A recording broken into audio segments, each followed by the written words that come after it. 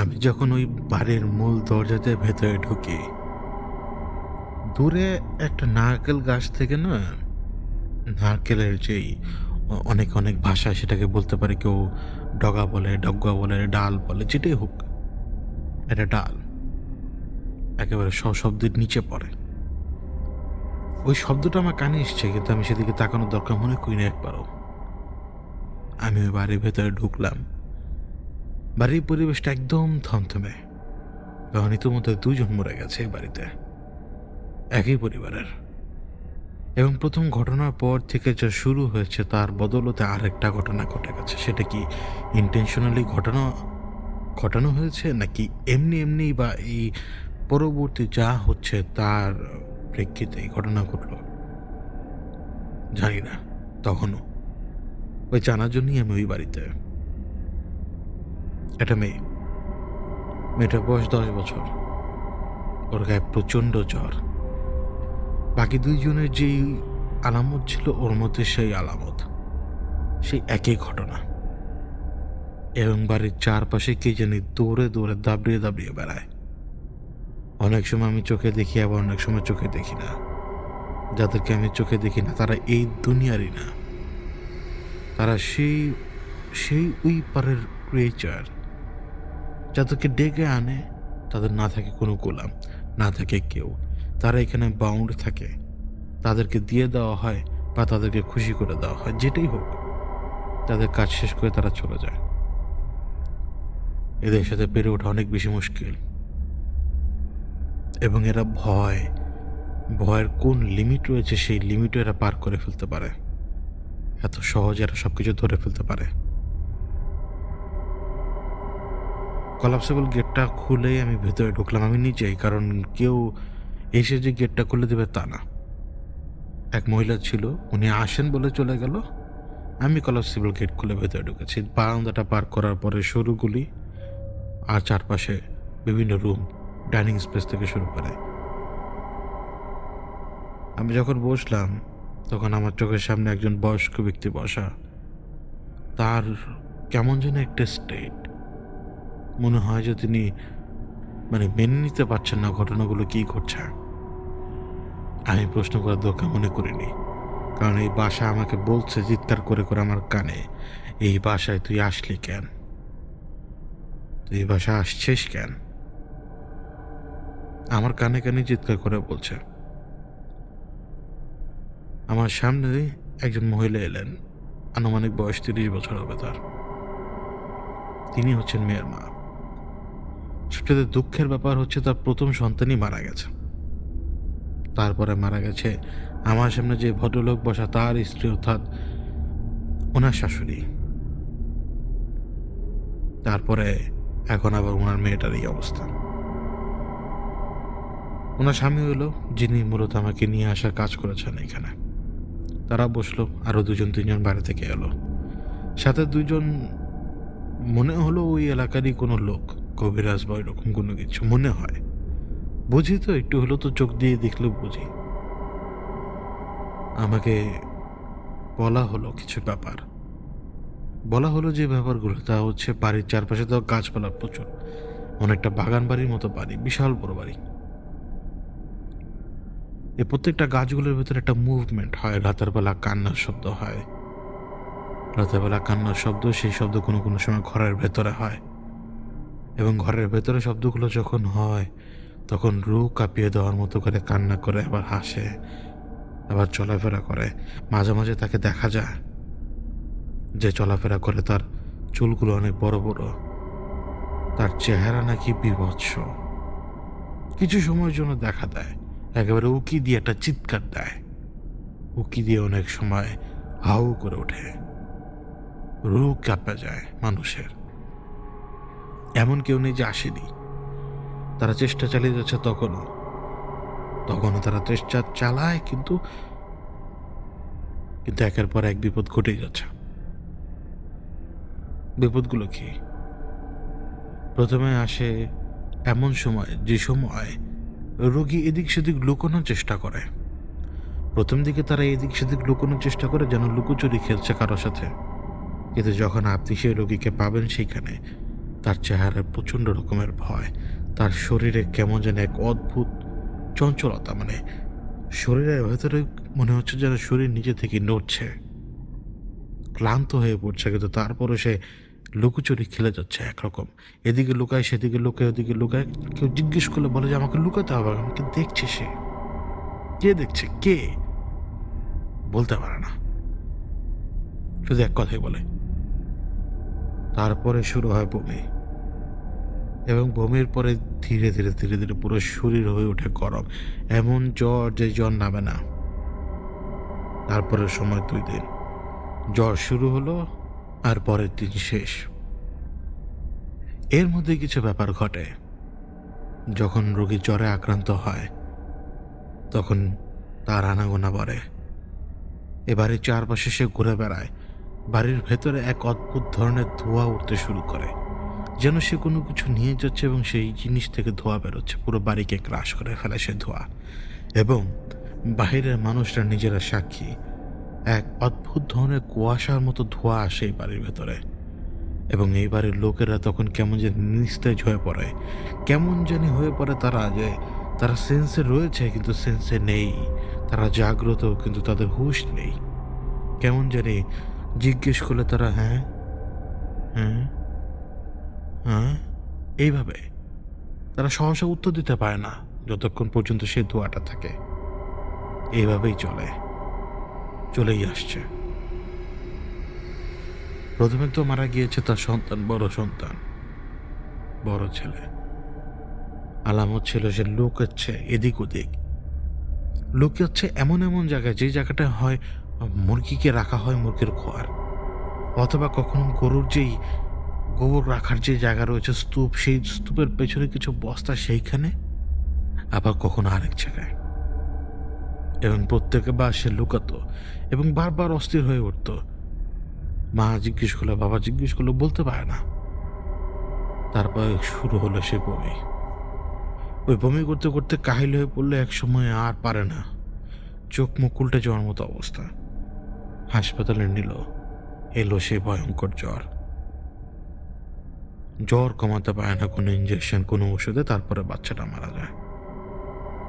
বাড়ি এলো লাশ বাড়ি এলো, প্রচণ্ড রকমের হাহাকার চারপাশে। কেউ তখন পর্যন্ত জানতো না, কেউ কোনো মতে জানতো না কি ঘটনা। কিন্তু লাশের গায়ে একটা দাগ পাওয়া যায়। ধোয়ানোর সময় ছেলেটার পিঠে একটা নকশা পাওয়া যায়। 3টা হরফের নকশা। এই 3টা হরফ হচ্ছে তার নামের ইনিশিয়াল, তার নামের কোনো না কোনো অংশ। ওই 3টা হরফ দেখে ওইখানে যে গোসল করাচ্ছিলেন তার ভিতরে একজনের মনের মধ্যে হুট করে খেয়াল এলো, এই নামটা তো তিনি কোথাও দেখেছেন। পরবর্তীতে তিনি যখন তার এক হুজুরের সাথে আলাপ করলেন, তার উস্তাদ, সেই উস্তাদ বলল যে এরকম নামের কেউ থাকতে পারে। সাথে সাথে সেইখান দিয়ে তাদেরকে জানানো হলো। এবং তারা যখন তারা তো দেখেছিল কবর দেওয়ার আগে। যখন কবরের পরে যখন তাদেরকে জানানো হলো যে পিঠের পেছনে যে দাগ ছিল, সে দাগের অর্থ হচ্ছে অনেকটা এরকম, তখনও তারা বুঝতে পারেনি, ক্যাজুয়ালি নয়, কারণ সবাই শোকে আক্রান্ত। এরপরে শুরু হলো দাদির। ভদ্রমহিলা নামাজের জন্য উঠেছিলেন। প্রথমে তিনি নিজেই নাকি দেখতে পান জানলার ওই পাশে একজন দাঁড়ানো।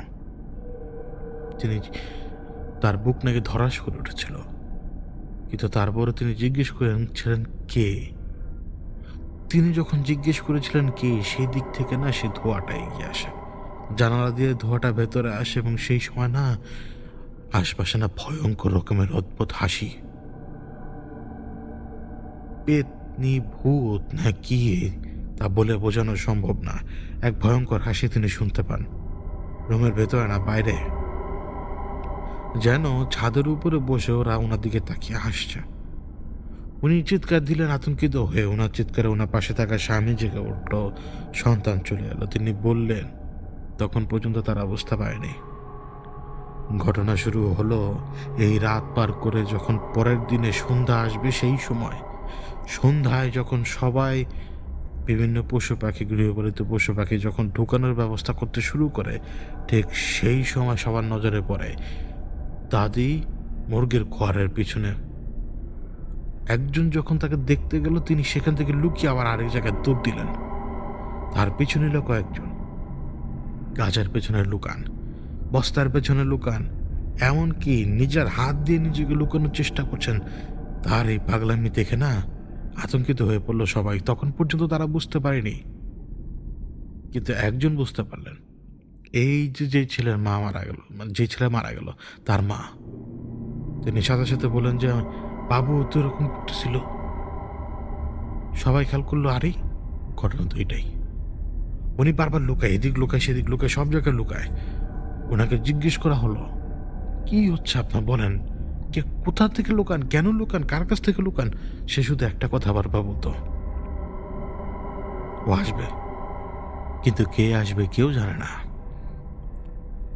তারপরে রাতের বেলা শুরু হলো তার বমি, মারাত্মক বমি। বমি করতে করতে করতে একদম কাহিল এবং তাকে নিয়ে যাওয়া হলো হাসপাতালে। সেই দিন ওনার জ্বর আসেনি, জ্বর এলো আরেকদিন পরে। এরপরে 2 দিনের দিন তিনি মারা গেলেন। সে লাশ দাফন দেওয়া হয়ে গেছে। আজকে 2য় দিনের দিন আমি এই বাড়িতে, মানে তিনি মারা গেছেন প্রায় 3 দিন। এখন পর্যন্ত পরবর্তী লক্ষ্যবস্তু কে তারা কেউ জানে না, কিন্তু তারা জানে বা বুঝে সমস্যা তৈরি হয়েছে। এই যে 2 দিন, এই আমি আসার আগে একদিন আগেও মানুষ চেষ্টা করেছিল। একদিন আগে দূর থেকে একজন লোক এসেছিল, যেদিন এই যে আমি এখন যে ঘরে বসা, ওই ঘরেই মানে গতকাল তারা একটা রিচুয়াল করেছিলেন। ওই রিচুয়াল পালন করতে যেয়ে তারা প্রথমবারের মতো মুখোমুখি হন এরকম ভয়ানক এক প্রেতাত্মার। প্রেতাত্মাই বলি, জিন পরি বলতে বলতে মাঝে মাঝে না অতিষ্ঠ হয়ে যায়। এরা ভয়ঙ্কর, এদের মধ্যে কেউ কেউ মারাত্মক ভয়ঙ্কর। এই প্রেত সে এইখানকার তো না। সে যখন এখানে আসে, হাজির করানোর চেষ্টা করা হয়, সেখানে আসে, যা ছিল সামনে সব কিছু তোলপাড় করে ফেলে। মনে হয় যেন 100 নারী এক ঘরে বসে কান্না করছে এবং 100 নারী এক ঘরে বসে হু হু করছে, আবার 100 নারী এক ঘরে বসে হাসছে। এই 300 নারীর 300 রকমের শব্দ তাদেরকে আতঙ্কিত করে তুলেছিল, পাগল হয়ে গিয়েছিল তারা সবাই। তারপর থেকে নাওয়া নেই, খাওয়া নেই, ঘুম নেই, কোনো কিছু নেই। বাড়ি ছেড়ে তারা বের হবার চেষ্টা করেছিল। যখনই বাড়ি ছেড়ে বের হবার চেষ্টা করে কেউ, তাদের অন্তরের ভেতরে একটা মারাত্মক ভয় ঢোকে। কে জানি তাদের অন্তরের ভেতরে এমন একটা ভাব ফুটিয়ে তোলে যে বাড়ি থেকে যদি বেরোস, বিশাল বড় হা করে তোদের কুলচা গুলচা সব কিছু বের করে খেয়ে ফেলবে সে। এ বাড়ির ভেতরে থাক আর যা বলে তা কর, ওনার হুকুম মান আর ওনার হুকুম মতো চল, মাথা নোয়ায় নোয়ায় চল। ওনাদের অন্তরের ভেতরে কে জানি কথাগুলো বলে এবং ওনারা রাতে ঘুমাতে পারে না। এমনকি দিনের বেলা যদি এক পলক ঘুমাতেও চায়, তারা ঘুমাতে পারে না, কারণ ঘটনা ঘটেই যাচ্ছে টানা। আমি এখানে এসেছি এই কারণেই যে এই ভদ্রলোকের সাথে আমার পরিচয় ছিল আগের। এই ভদ্রলোক এতটা ব্ল্যাকড আউট ছিল, তিনি খেয়ালই করেননি যে উনি আমার কাছে আসবেন বা আমার সাথে যোগাযোগ করবেন। ছেলেটার বাবা, আমি এই ছেলেটাকে কখনো দেখিনি, কিন্তু নূর ভাইয়ের সাথে আমার পরিচয় ছিল। ওনার পুরো নাম হচ্ছে নুরুল ইকবাল। তো আমি ওনাকে ইচ্ছে করে নূর ভাই বলি। তো ওনার সাথে আমার পরিচয় ছিল অনেক আগের। মাঝখান দিয়ে একটা বিচ্ছিন্ন কারণে ওনার সাথে আর যোগাযোগ হয়নি আমার। আমি ওই বাসার বাইরে এসে দাঁড়াই। পুরো বাড়ি অবজার্ভ করার চেষ্টা করি এবং পুরো বাড়ি অবজার্ভ করতে যেয়ে আমি পুরো বাড়ির এদিক সেদিক শুধুমাত্র তার উপস্থিতি টের পাই, অন্য কারোর উপস্থিতি না। এক বিকট আকারের কেউ, এতটাই বিকট আকারের সে কোনো মানুষের আকারের নয়। এবং যখন সে এক কদম দিবে তার পরবর্তী কদম হয়তো 10-12 ফুট দূরে যেয়ে পড়বে। এটা এমন একটা সময় আমাদের জীবনে যে সময় আমির সাহেব আমাদের সাথে ছিলেন না এবং আমরা এতটাই পাগল হয়েছিলাম হাইকমান্ডের কারণে যে আমরা কে কোথায় কোন সময় থাকি তার কোনো ঠিক ঠিকানা থাকে না। ওই অবস্থায় মাথার মধ্যে হাইকমান্ড চরকির মতো ঘুরতে থাকলো। যখন আমি কারোর সামনে দাঁড়াই, কারোর জন্য যাই, তখন এদিক সেদিক তাকানোর সময় থাকে না। আমি পুরো বাড়ি অবজার্ভ করার পরে আমি ভেতরে ঢুকলাম এবং আমি বললাম যে অন্ধকার হোক, অন্ধকারের অপেক্ষা করি, ওর সাথে আমার কথা আছে। তার আগে আমি এখন তার এই বাসায় থাকতে পারছি না। আমি তাদেরকে বললাম যে আমি আর থাকতে পারছি না, কিন্তু কিছু কাজ আমি করি। যে কাজ আমি করি সে কাজ হচ্ছে আমি প্রথমে তাদের বাড়ির যে ঘরগুলো রয়েছে সেই ঘরগুলোর পাশ দিয়ে ঘুরতে শুরু করি এবং আমি সূরা কেরাত পড়তে শুরু করি। এটা হচ্ছে টেম্পোরাল ডিফেন্স। কেন বলছি যে এটা শুধুমাত্র একটা জায়গা দিয়ে যাতে সে আসতে পারে সেই জন্য। পুরো বাড়ি ঘুরে, পুরো ওয়ালগুলো চারপাশ ঘুরে আমি যখন ওনাদের বাড়ির পেছনের সাইডে গেলাম, এক তীব্র মরণ ভয় পেয়ে বসে আমার। তীব্র মরণ ভয়। কারণ আমি এদিকে তাকাই ওদিকে তাকাই, যেদিকেই তাকাই না কেন কেমন জানি লাগছিল আমার। মনে হচ্ছিল যে নিঃশ্বাস নিতে পারছি না এবং সব কিছু কেমন জানি ব্রিদ ইন ব্রিদ আউট মনে হচ্ছে। চোখের সামনে যাই দেখছি মনে হচ্ছে ওরা শ্বাস নিচ্ছে এবং শ্বাস ফেলছে। দেয়ালগুলো বা গাছগুলো সব কিছু এক অদ্ভুত ধরনের শব্দ। এদিক ওদিক তাকালে কেমন যেন একটা ছায়া দেখতে পাই, আর দেখতে পাই যে 2টা ডেড বডি পড়ে রয়েছে বাড়ির উপরে, কবর থেকে তোলা ডেড বডি। তারা ওই ডেড বডি থেকে এটা সেটা নিয়ে চাবাচ্ছে, আমার দিকে তাকাচ্ছে, কিন্তু তাদের চেহারা অস্পষ্ট। বললাম না যে অ্যাকশনারি, কেউ হাসে, কেউ কান্না করে, কেউ হু এরকম করে। ওই পেছনের সাইড থেকে কোনো মতে আমি ঘুরে নিজেকে শক্ত করে ধরে রেখে আমি ওই বাড়ির একেবারে মেন দরজা পর্যন্ত আসি। অর্থাৎ আমি তাদের জন্য শুধুমাত্র খোলা রেখেছিলাম মেন দরজা। আমি তাদেরকে বলেছিলাম কলস নিয়ে আসতে। আমি যে কলস তাদেরকে আনতে বলেছিলাম সেই কলসের ভেতরে আমি মাটি ঢুকিয়ে দিয়েছিলাম। ওই মাটির উপরে আমি ফু দিয়ে দিয়েছিলাম, যা আমার বলা দরকার তাই। ফু দেওয়ার পিছনে কারণ একটাই, ওরা যদি এইখানে এসে কোনো হাঙ্গামা করে তাহলে আমি বুঝতে পারবো যে আমরা যে কাজ করব সেই কাজে আমরা সফল হব এর পরবর্তীতে। আর যদি ওরা হাঙ্গামা না করে, ওরা যদি এটাকে পাত্তা না দেয়, তাহলে আমাকে অন্য রাস্তা ধরতে হবে। অর্থাৎ আমি শত্রুর ব্যাপারে কিচ্ছু জানি না। শত্রু কোন দিক দিয়ে ক্যাপেবল, শত্রু কী করতে পারে না করতে পারে আমি তা জানি না। আমি ওই কলসগুলো ওইখানে রাখার পরে আমি বাসার ভেতরে ঢুকে আমি তাদেরকে বলি আমি এখন চলে যাচ্ছি, রাতে ওরা আসবে। যদি এই গেটের সামনে ওরা শব্দ করে, যদি এই গেটের সামনে ওরা কোনো কিছু বলে, বা যদি এই গেট ভেদ করে ওরা যদি ভেতরে ঢোকে, ভয় পাবেন না। ওরা যদি আসে এবং সকালবেলা যদি দেখেন যে এই কলস ফেলে দিয়েছে, তাহলে আমাকে ইমিডিয়েটলি জানাবেন যে কলস ফেলে দিয়েছে। আর যদি দেখেন যে কলস ফেলেনি, আমাকে জানাবেন না, কারণ আমার না জানাই সবচেয়ে ভালো। আরেকটা ব্যাপার, ওরা যদি কলস না ফেলে বাড়ির ভেতরে ঢুকে এবং আপনাদের চেহারার সামনে এসেও যদি দাঁড়ায়, ভয় পাবেন না। আল্লাহর নাম নেবেন, জোরে জোরে কালেমা যদি পড়তে না পারেন নিজের অন্তরের ভেতরে পড়বেন, কোনো ভয় নাই। শত্রু সম্পর্কে ধারণা নেওয়া প্রয়োজন, শত্রু কেন এসছে, কী কারণে এসছে সেটা জানা দরকার। শত্রু যদি ঘরে ঢুকে, যদি ঘরের চোখের সামনে যদি নাচেও, যদি আপনাকে মারার জন্য তেরে পর্যন্ত আসে অথবা আপনাদের গলা কাটার চেষ্টা করে, ভয় পাবেন না, ওগুলো সব মায়া। ঠিক এই যেই সময়টায় এই কথাটা আমি বললাম, যেগুলো সব মায়া। এই যে ভদ্রলোক যার স্ত্রী মারা গিয়েছে, মানে আমাকে যে নিয়ে গেছে তার বাবা নূর ভাই, উনি হাসতে শুরু করলেন। উনি যখন হাসলেন, ওই একই সময় তো তাকালাম, আমি দেখতে পেলাম ওনার পেছনে কে জানি, ওনার পেছনে যে একেবারে ওনার ছায়ার সাথে মিশে যাওয়ার চেষ্টা করছে। মানে উনি তো দাঁড়িয়ে রয়েছে, ওনার পেছনে দাঁড়িয়ে রয়েছে এমনভাবে যাতে আমি কানাকড়ি না দেখতে পারি ওর।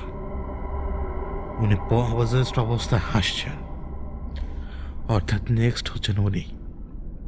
কিন্তু এটা আমি কাউকে বুঝতে দিইনি। অর্থাৎ ওরা ওনাকে ধরে ফেলছে।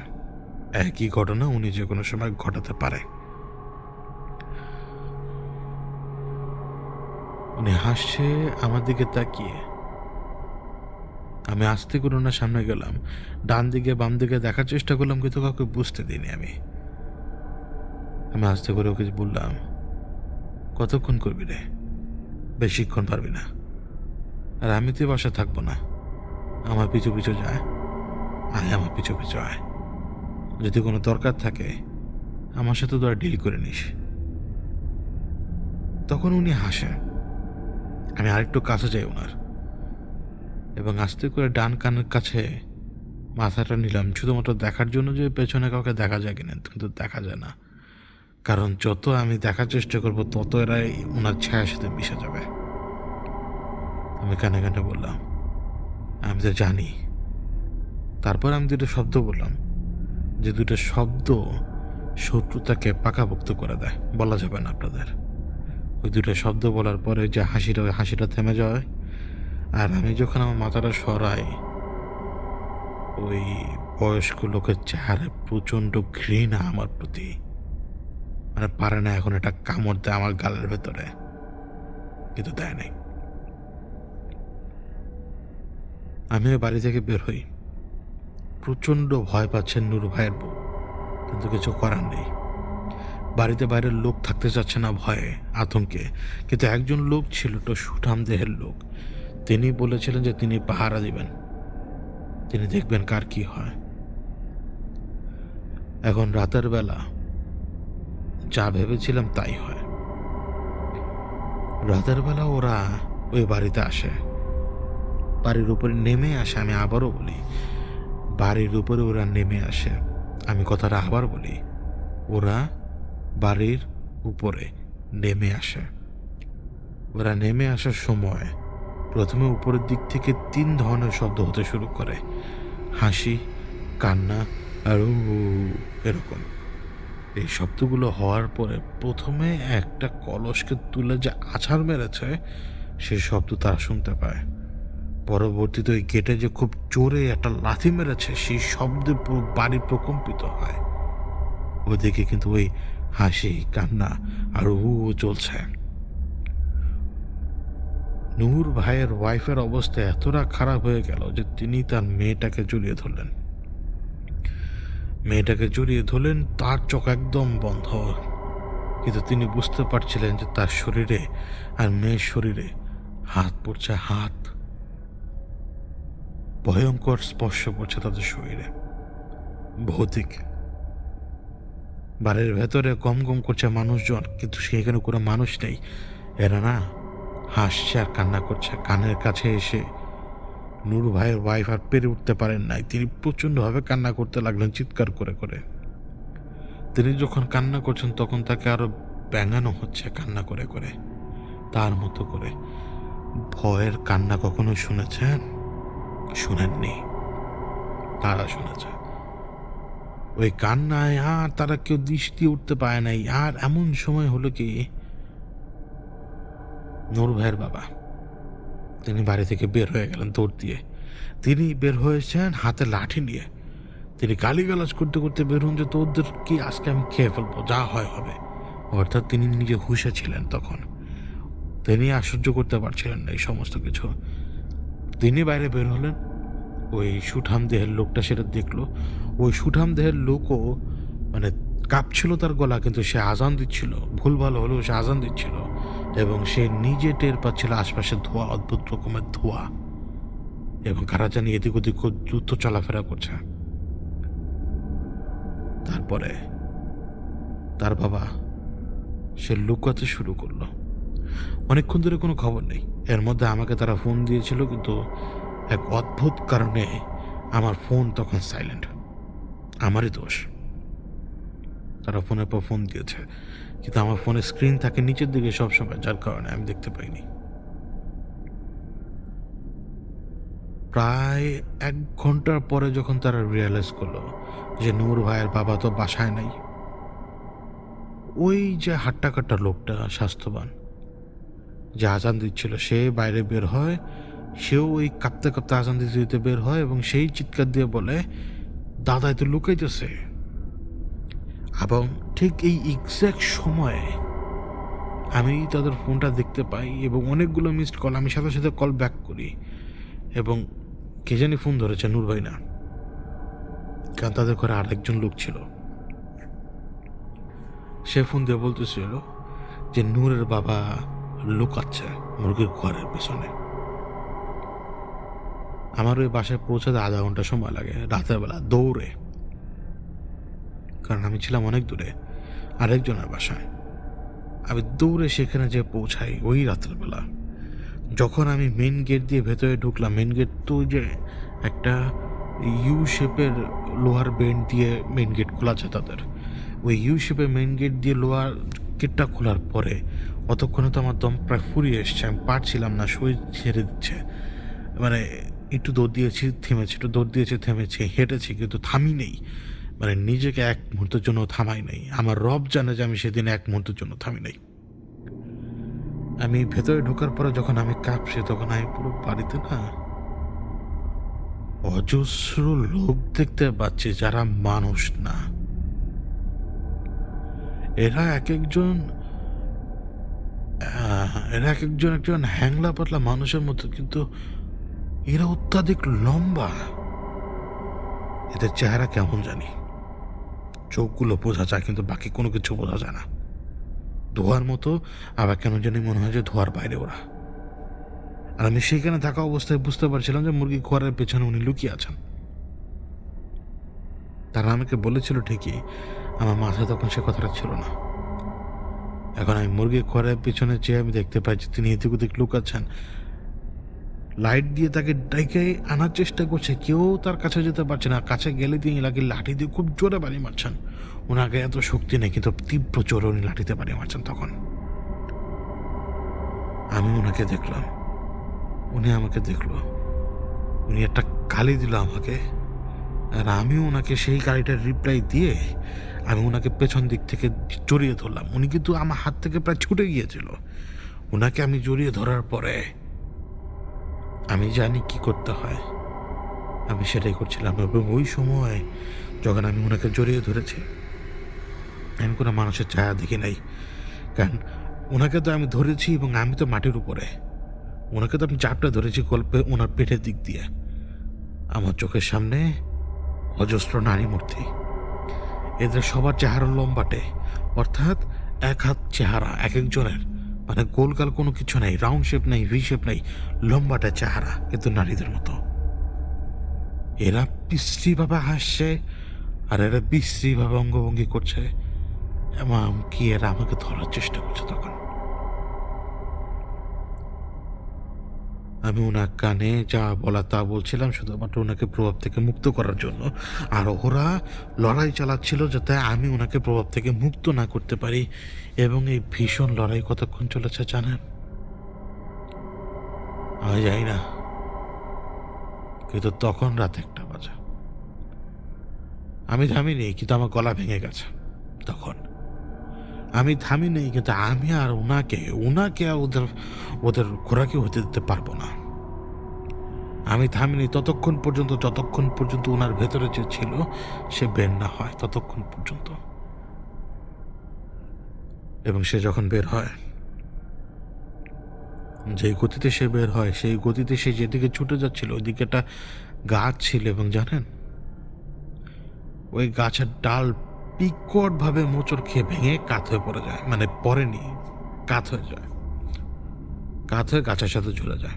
যেমনটাতে গাছ কেটে দেওয়ার পরে ছাল বাকলের কারণে ডাল আটকে থাকে না, ওই রকম ওই বিশাল ডালটা ওই গাছের সাথে আটকে রয়েছে। কিন্তু সেই এন্টিটি যে বেরিয়েছিল সে কিন্তু ওই দিকেই ছুটে গিয়েছিল তখন, এবং আমার বুকের উপরে তখন তিনি সেন্সলেস। আমার পুরো শরীরে, গলায়, বুকে ওনার মুখের লালা, কারণ এই লড়াই ঘন্টাখানেকের উপরে চলেছে। ওই অবস্থাতে ওই গন্ধমাখা শরীর নিয়ে আমি ওনাকে নিজে টেনে হিঁচড়ে নিয়ে গেছি, উঠাতে পারি নাই, বগল দাবা করে টেনে হিঁচড়ে নিয়ে গেছে মাটির উপর দিয়ে।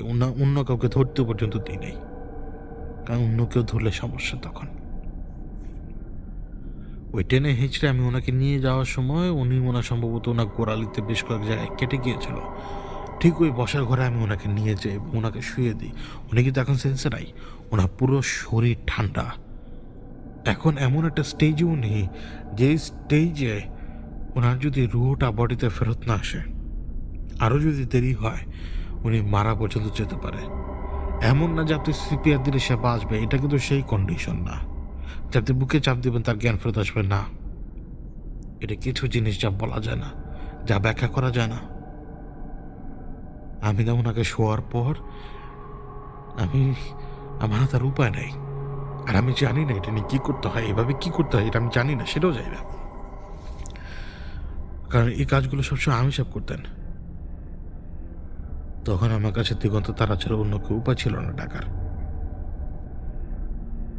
হঠাৎ করে আমার কান একদম স্তব্ধ হয়ে গেল, কেমন জানি মনে হলো যে তালা বাজতে শুরু করে দিয়েছে।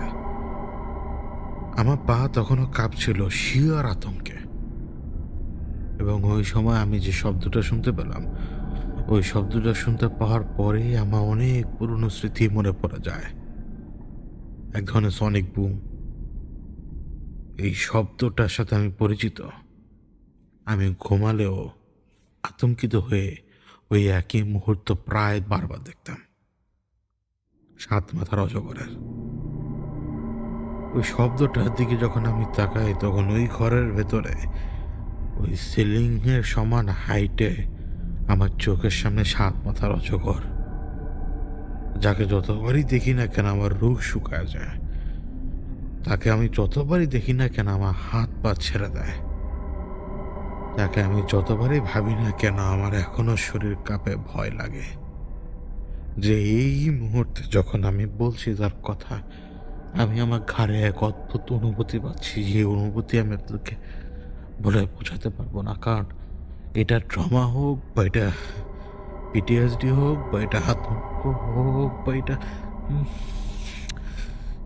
যাই হোক, যার কথা বলার সময় আমি এখনো অনুভূতি পাই ওই ওই ওই 7 মাথার অজগর ওই ঘরের ভিতরে আমার সামনে দাঁড়ানো,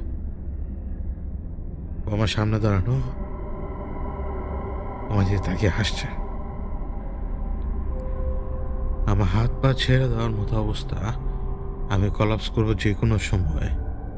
ও আমার কাছে একদম এগিয়ে আসলো, হালকা একটু ঝুঁকে, কিন্তু যে সময় হালকা একটু ঝুঁকলো আমার দিকে,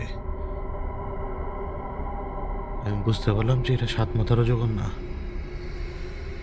কারণ হালকা একটু মেলি ভাব রয়েছে তার চেহারায়, আর হালকা একটু লম্বাটে। আমার বাম হাত দিয়ে আমি শুধুমাত্র বাতাসে যেভাবে হাত নাড়িয়ে দেয় ওইভাবে হাত নাড়িয়ে দিলাম। হাত নাড়িয়ে দেওয়া মাত্রই দূরে যে ছিটকে পড়লো একটা ছালার মতো বস্তা, চটের বস্তা হয় না, আপনি হাত দিয়ে ছুঁড়ে মারেন দূরে, ওইভাবে কেউ ছুঁড়ে মারার পরে ওইভাবে কেউ যে পড়লো, কেন ওইভাবে পড়লো আমি জানি না। এবং ওই সময় আমার সামনে একটা মেয়ে রক্তাক্ত, ওর হাতের এক পাশ প্রায় নেই বললেই চলে, ও ও খুঁড়িয়ে খুঁড়িয়ে মানে হামাগুড়ি দিয়ে আমার দিকে এগিয়ে আসছে, ওর চারপাশ থেকে রক্ত বেরোচ্ছে, এদিকে আমার পায়ের সামনে লোক, এই যে বুড়া বেটা, তার মুখ দিয়ে তখন রক্ত বেরোচ্ছে, তার মুখ দিয়ে রক্ত বেরোচ্ছে। আমার সামনে নুরুল ভাই মানে তিনি মানে কেমন জানি করছেন, তার মানে কি জানি বোঝাচ্ছেন সেটা আমি বুঝতে পারছি না। আমার সামনে আরেকজন মহিলা, যার একেবারে বুক থেকে পেট পর্যন্ত একেবারে ওয়াই শেপে ফাড়া। মানে হয়তো তাকে পোস্টমর্টম করেছিল। তার ভেতরে কলকব্জা আমি নিজের চোখে দেখতে পাচ্ছি। লিভারের রং কেমন জানি অদ্ভুত রকমের। কেন জানি মনে হয় যে লিভারটা হিট পড়ার পরে লিভারটা এক সাইড পুড়ে গিয়েছে, এরকম মনে হচ্ছিল তার। একেকজন আমাকে একেক দিক দিয়ে টাচ করছে, একেকজন আমাকে একেক দিয়ে ধরছে। আমি আর এদিক ওদিক ঘুরতে আর পারি নাই। চোখ বন্ধ করে যখন মাথা নুয়ায় রাখলাম, ওই সময় পর্যন্ত কারোর কথা আমার মাথায় আসে নাই।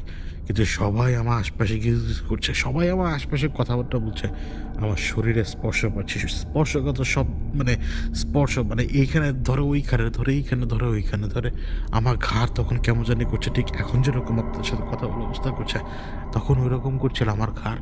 কেন জানি এক অদ্ভুত অদ্ভুত টাচ আমি পাচ্ছিলাম, যে টাচের কোনো ব্যাখ্যা নেই।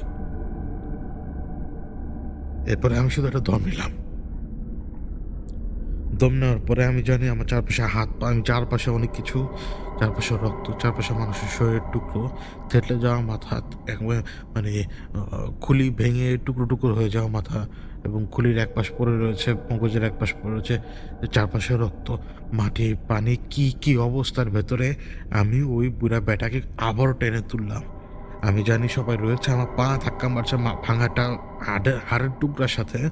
আমার আরেক পা যে পড়লো মাংসের স্তূপের উপরে, যে মাংসের স্তূপ সম্ভবত রানের কোনো মাংসের সাইড, কারণ সেই মাংসের স্তূপের উপরে যে প্যান্ট ছিল, ওই প্যান্টের টুকরাটা পর্যন্ত আমি দেখতে পাচ্ছিলাম। মাংসের স্তূপ, এগুলো মানুষের মাংস, এগুলো অন্য কারোর মাংস না, কারণ আমি কাটা মাংস দেখেছি মানুষের, আমি জানি জিনিসটা দেখতে কীরকম। আমি কোনো কিছু বাদ নাই, কিন্তু আমি তখন ওই লোকটাকে তুলে নিয়ে আবার বগল দাবা করে আমি দেখতে পাচ্ছি তার শরীরে রক্ত লেগে যাচ্ছে, আমি দেখতে পাচ্ছি যে তার শরীরে সব কিছু, আমি দেখতে পাচ্ছি যে সে মানুষের মাংস তার গায়ে লাগছে, মানুষের মাথার অংশ, এইটার অংশ, সেটার অংশ, পুরা ঘরে এত ডেড বডির টুকরা টুকরা অংশ কোত্থেকে আসলো আমি জানি না। কিন্তু যেই মুহূর্তে আমি ওই ঘর থেকে বের হতে পারলাম, যেই মুহূর্তে আমি বের হতে পারলাম, ওই মুহূর্তে অরিজিনাল ফ্লোরের যে রংটা, ওইটা আমি দেখতে পাই। কোনো রক্ত নেই, কোনো কিছু নেই, কিন্তু ওই ঘরের ভেতরে অজস্র নারীর ছায়ামূর্তি। আর এখন আমার কানে হাসির সাথে কান্না এবং উ উ শব্দটা আসছে। এই বাড়িতে এত লোক কেন, এবং এই বাড়িতে এত লোক কার নেতৃত্বে রয়েছে সেটা আমি বুঝতে পারছি না তখন। কিন্তু এই বুড়া বেটাটাকে হুঁশ আনা খুব জরুরি, নইলে এই বুড়া বেটা মরে যাবে। আমি আর উপায় না পেয়ে পেছনের দিক থেকে যেহেতু তাকে বকবল দাবা করে ধরেছি, কেন জানি মনে হলো যে তার দমটা ফুরে যাচ্ছে। মানে আমি দেখতে পাচ্ছি, বুঝতে পারলাম যে তার দম ফুরে যাচ্ছে। এখনও যদি তাকে সিপিআর না দেওয়া হয়, তাহলে হয়তো সে বাঁচতে পারবে না। তো সিপিআর কীভাবে দেবো, ওইভাবে শুয়ে সিপিআর দেওয়া আমার পক্ষে সম্ভব না। আমি পেছনের দিক থেকে ধরে তাকে শুধু চাঁদা মারলাম জোরে জোরে। তার বুকের হাড়ের ঠিক নিচের সাইড আমার হাত, এবং আমি খুব জোরে জোরে চাপ দিতে থাকলাম কিছু সময় পর্যন্ত চাপ দেওয়ার পরে হঠাৎ করে তিনি কান্না করে উঠলেন। বাচ্চারা যেরকম কান্না করে ওঠে না ঘুমের ভিতরে, ওইভাবে কান্না করে উঠলেন। বুঝতে পারলাম যে তার সেন্স ফেরত এসছে, এবং তিনি প্রচণ্ড আতঙ্কিত। উনি আমাকে খামচি টামচি দিয়ে কামড় দেওয়ার মতো অবস্থা তৈরি করে ফেলেছিল। কামড় প্রায় দিয়ে বসেছিল আমার হাতের উপরে, কিন্তু খামচি পর্যন্ত দিয়েছেন। একজন গ্রোন আপ মানুষ হাতের মধ্যে খামচি দিলে কী অবস্থা হয় জানেন? আমি তাকে ছেড়ে দিই, কারণ এখন তার পরিচিত লোকই তাকে শান্ত করতে পারবে। এদিকে হঠাৎ আমি কোনো কারণ ছাড়াই একটা চিৎকার দিই। ওই চিৎকারটা ছিল যে থাম। চিৎকারটা দেওয়ার পরে যত শব্দ ছিল সেই শব্দগুলো থেমে যায় ঠিকই, কিন্তু দুম দুম করে বাড়ির গাছপালা যত ডাল রয়েছে না, ভেঙে পড়তে শুরু করলো। এমনকি দূরে থাকা সুপারি গাছের যে বাইল, ওইটা কেউ টান দিয়ে যে ছুঁড়ে মেরেছে সেটা পর্যন্ত বোঝা গেল, কারণ গাছের গোড়ায় না পড়ে সেটা অনেকখানি দূরে এসে পড়েছে। অন্যান্য গাছের যে ডালগুলো ভাঙা হচ্ছে, ডালগুলো মটমট শব্দ যে করছে, টাস করে শব্দ যে হচ্ছে, গাছগুলোকে যা ঝাঁকাচ্ছে, সেই শব্দ পর্যন্ত আমার কানে আসছে। এরকম ইনফেস্টেশন আগে কোনোদিন দেখি নাই। কিন্তু এই ইনফেস্টেশন তো ঠেকাতে হবে, না ঠেকালে তো মানুষগুলো বাঁচবে না, মানুষের বিপদ অনেক বেশি। আর এখনই এই অবস্থা, কি করতে পারে এরা? এর কি কোনো ঠিক ঠিকানা আছে? নাই। ওই অবস্থায় লড়াই চালিয়ে যাওয়া কিন্তু একদম কঠিন। তার উপরে হাত পা ছেড়ে দিয়েছে। শনির দশার মতো চোখের সামনে ওই বারবার ছায়াটা আসছে সাত মাথার অজগরের, যেন আমার চোখের সামনে দাঁড়ানো। এবং আমি বলেছি যে একে দেখলে বা এর কথা ভাবলে আমার শরীরে এখনও রেসপন্স দেয় বিভিন্নভাবে। এই যে এখন কথা বলছি আবার একই স্পর্শকাতর অনুভূতি টের পাচ্ছি আমার ঘাড়ে। কারণ এই অনুভূতিগুলো আমি টের পাই। আমাকে অনেক অনেক পেইন দেয় এই অনুভূতিগুলা। আমি ওই সময় নিজের শক্তি ফেরত নেওয়ার চেষ্টা করছিলাম কিন্তু পারছিলাম না কিন্তু তারপরও আস্তে আস্তে শুরু করলাম ইয়াজাল আস্তে আস্তে শুরু করলাম আস্তে আস্তে শুরু করলাম জিকির থেকে ধীরে দোয়া যত দোয়া পড়ছি তত ধীরে যেন সম্বিত ফেরত পাচ্ছি, কিন্তু চারপাশে শব্দ হচ্ছে প্রচুর। চারপাশ থেকে শব্দ হচ্ছে, এবার কিন্তু ঢিল পড়ছে, আমার ডানেও পড়েছে বামেও পড়েছে, মাটির তলা ভেঙে এসে আমার পায়ের উপরে পড়েছে, মানে আঙ্গুলের উপরে এসে পড়েছে।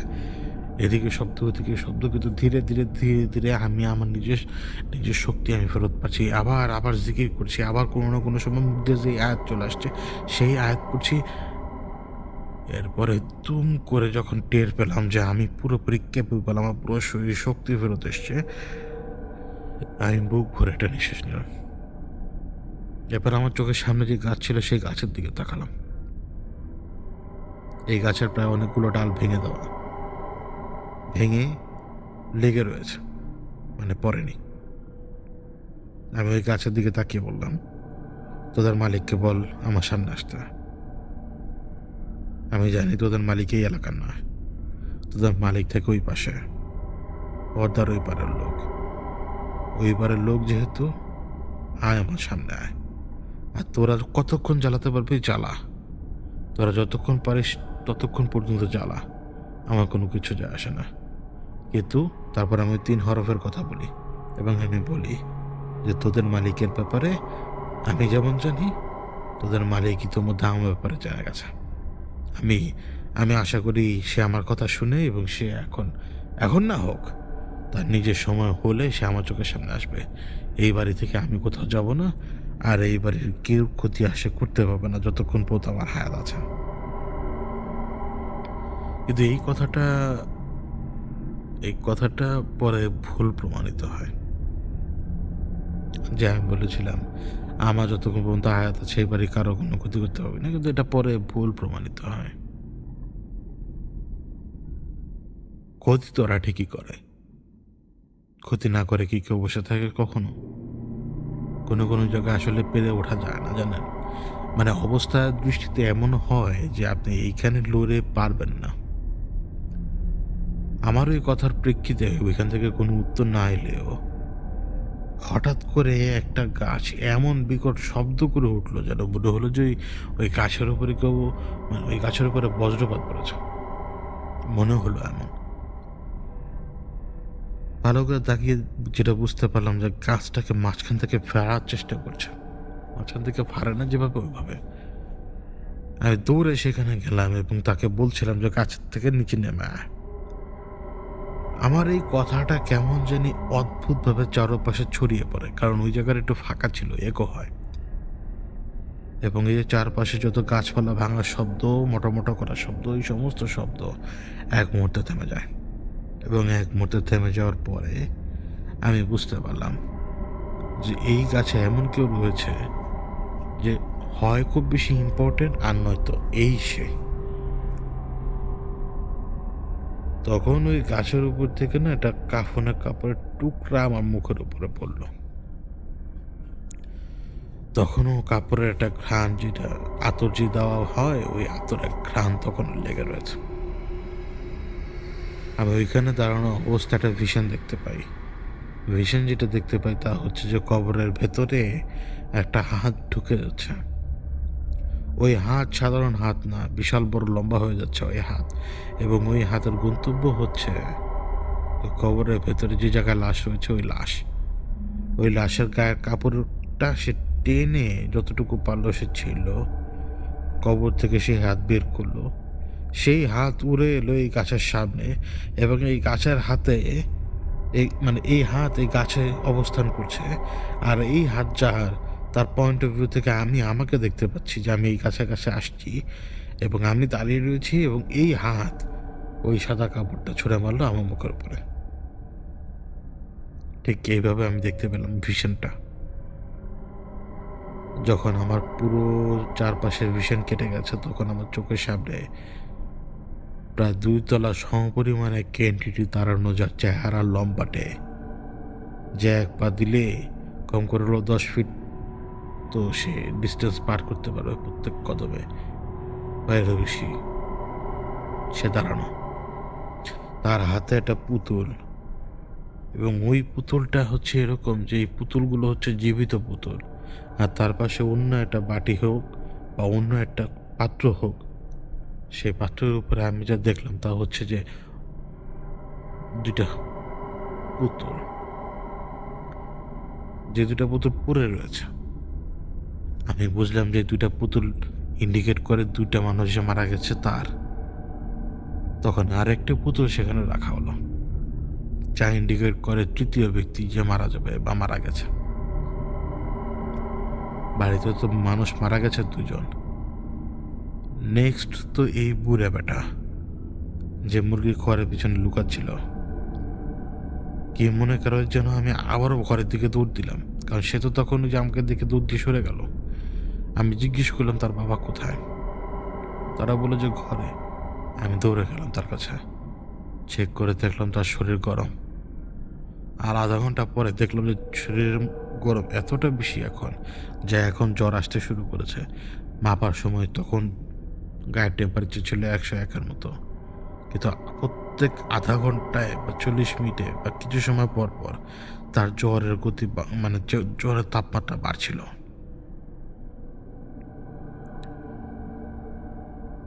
আমি আর কিছু করে উঠতে পারি নাই, কারণ উনি মারা যান। সেই ব্যক্তি, সে বয়স্ক ব্যক্তি, তিনি মারা যান। ওই একই সিমটম, জ্বর আসে, এরপরে শেষ। কিন্তু কাকতালীয়ভাবে কি হলো জানেন, উনি মারা যাওয়ার পরে আর কোনো সমস্যা দেখা দেয়নি। তারা তো বাড়ি থেকে পালিয়ে গিয়েছিল সবাই। উনি যখন হাসপাতালে তখনই তো তারা পালিয়ে গিয়েছে, বাড়িতে তো ফিরেও নাই কেউ। কিন্তু এখন আমি জানি যে তারা সবাই ফিরে গেছে, এখন আর কোনো বিপদ আপদ নেই তাদের উপরে। এবং ওই 3জনের মৃত্যু, এই 3জনের মৃত্যু আসলে এক অদ্ভুতভাবে ঘটনা। যে ঘটনা হচ্ছে একজনের সাথে আরেকজনের সাথে ইন্টার কানেক্টেড, ওই ঘটনার রেজাল্ট এইরকম 3 মৃত্যুর, নাতি, দাদি আর দাদা। কষ্ট লাগে, কিন্তু কিছু করার নেই।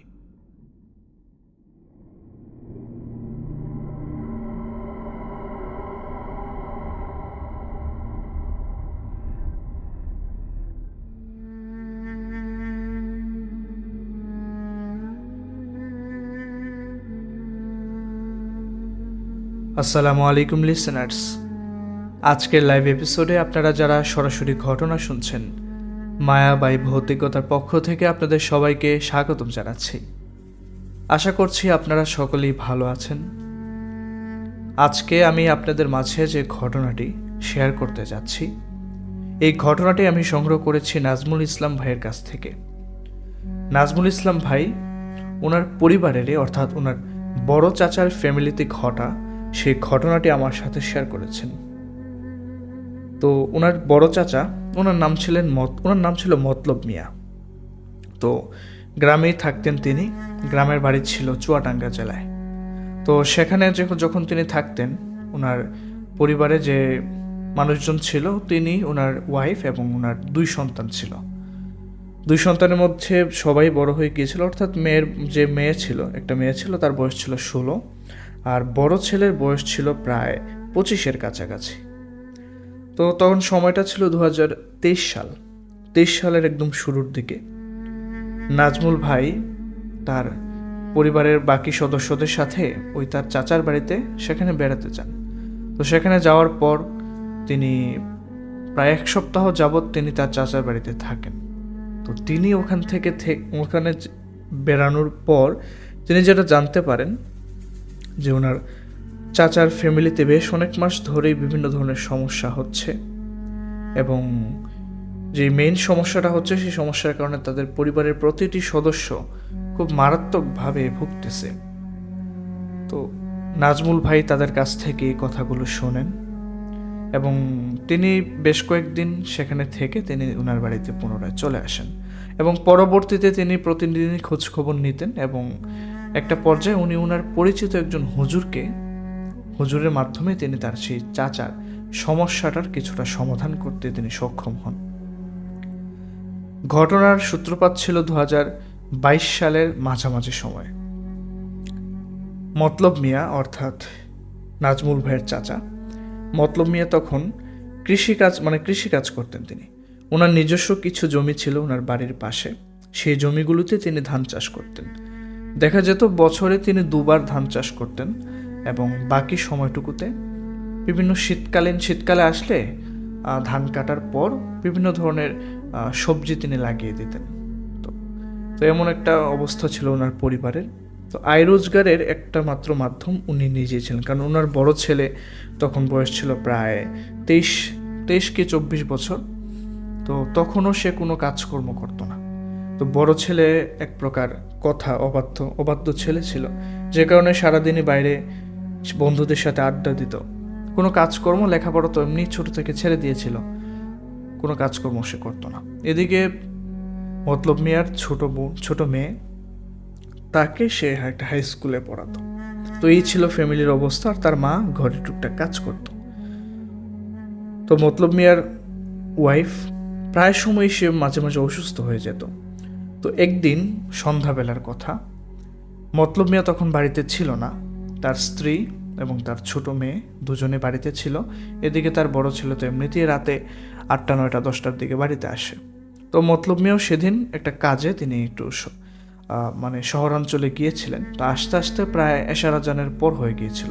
তো মাগরিবের পর ছিল সময়টা, যে সময়টাতে মতলব মিয়ার স্ত্রী এবং তার মেয়ে ঘরে ছিল। তো হঠাৎ করে তার স্ত্রী শুনতে পায় যে মতলব মিয়া ডাকতেছে, অর্থাৎ তার স্বামী ডাকতেছে। তো এই কথাটা যখন তিনি শুনতে পান যে ওনার স্বামীর কণ্ঠ, তো উনি মনে করছেন যে ওনার স্বামী বাড়িতে আসছে। তো তিনি বের হয়ে যান। বাড়িটা ছিল একটু খোলামেলা জায়গায়, আশেপাশে তেমন একটা বাড়িঘর ছিল না, একদম হালকা পাতলা কাঁচা মাটির রাস্তার পাশে জমিনের মধ্যে একটু উঁচু মাটি ফেলে তারা ওই বাড়িটা নির্মাণ করেছিলেন প্রায় বছর 5 আগে। তো সেখানে তারা থাকতো। বাড়ির পাশে ছিল একটা পুকুর। ওই পুকুরে তাদের দৈনন্দিন জীবনে টুকটাক কাজকর্ম চলে যেত। এমনকি পুকুরে তারা মাছ চাষও করত।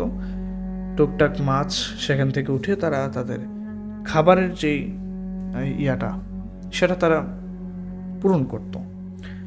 তো এই সময়টাতে যখন সন্ধ্যার পরে যখন শুনতে পায়, মতলব মিয়ার স্ত্রী যখন শুনতে পায় যে মতলব মিয়া ডাকতেছে, তখন তো তিনি বের হয়ে তিনি ডাকের শব্দ অনুসরণ করতে করতে তিনি পুকুরের ধারে চলে আসেন।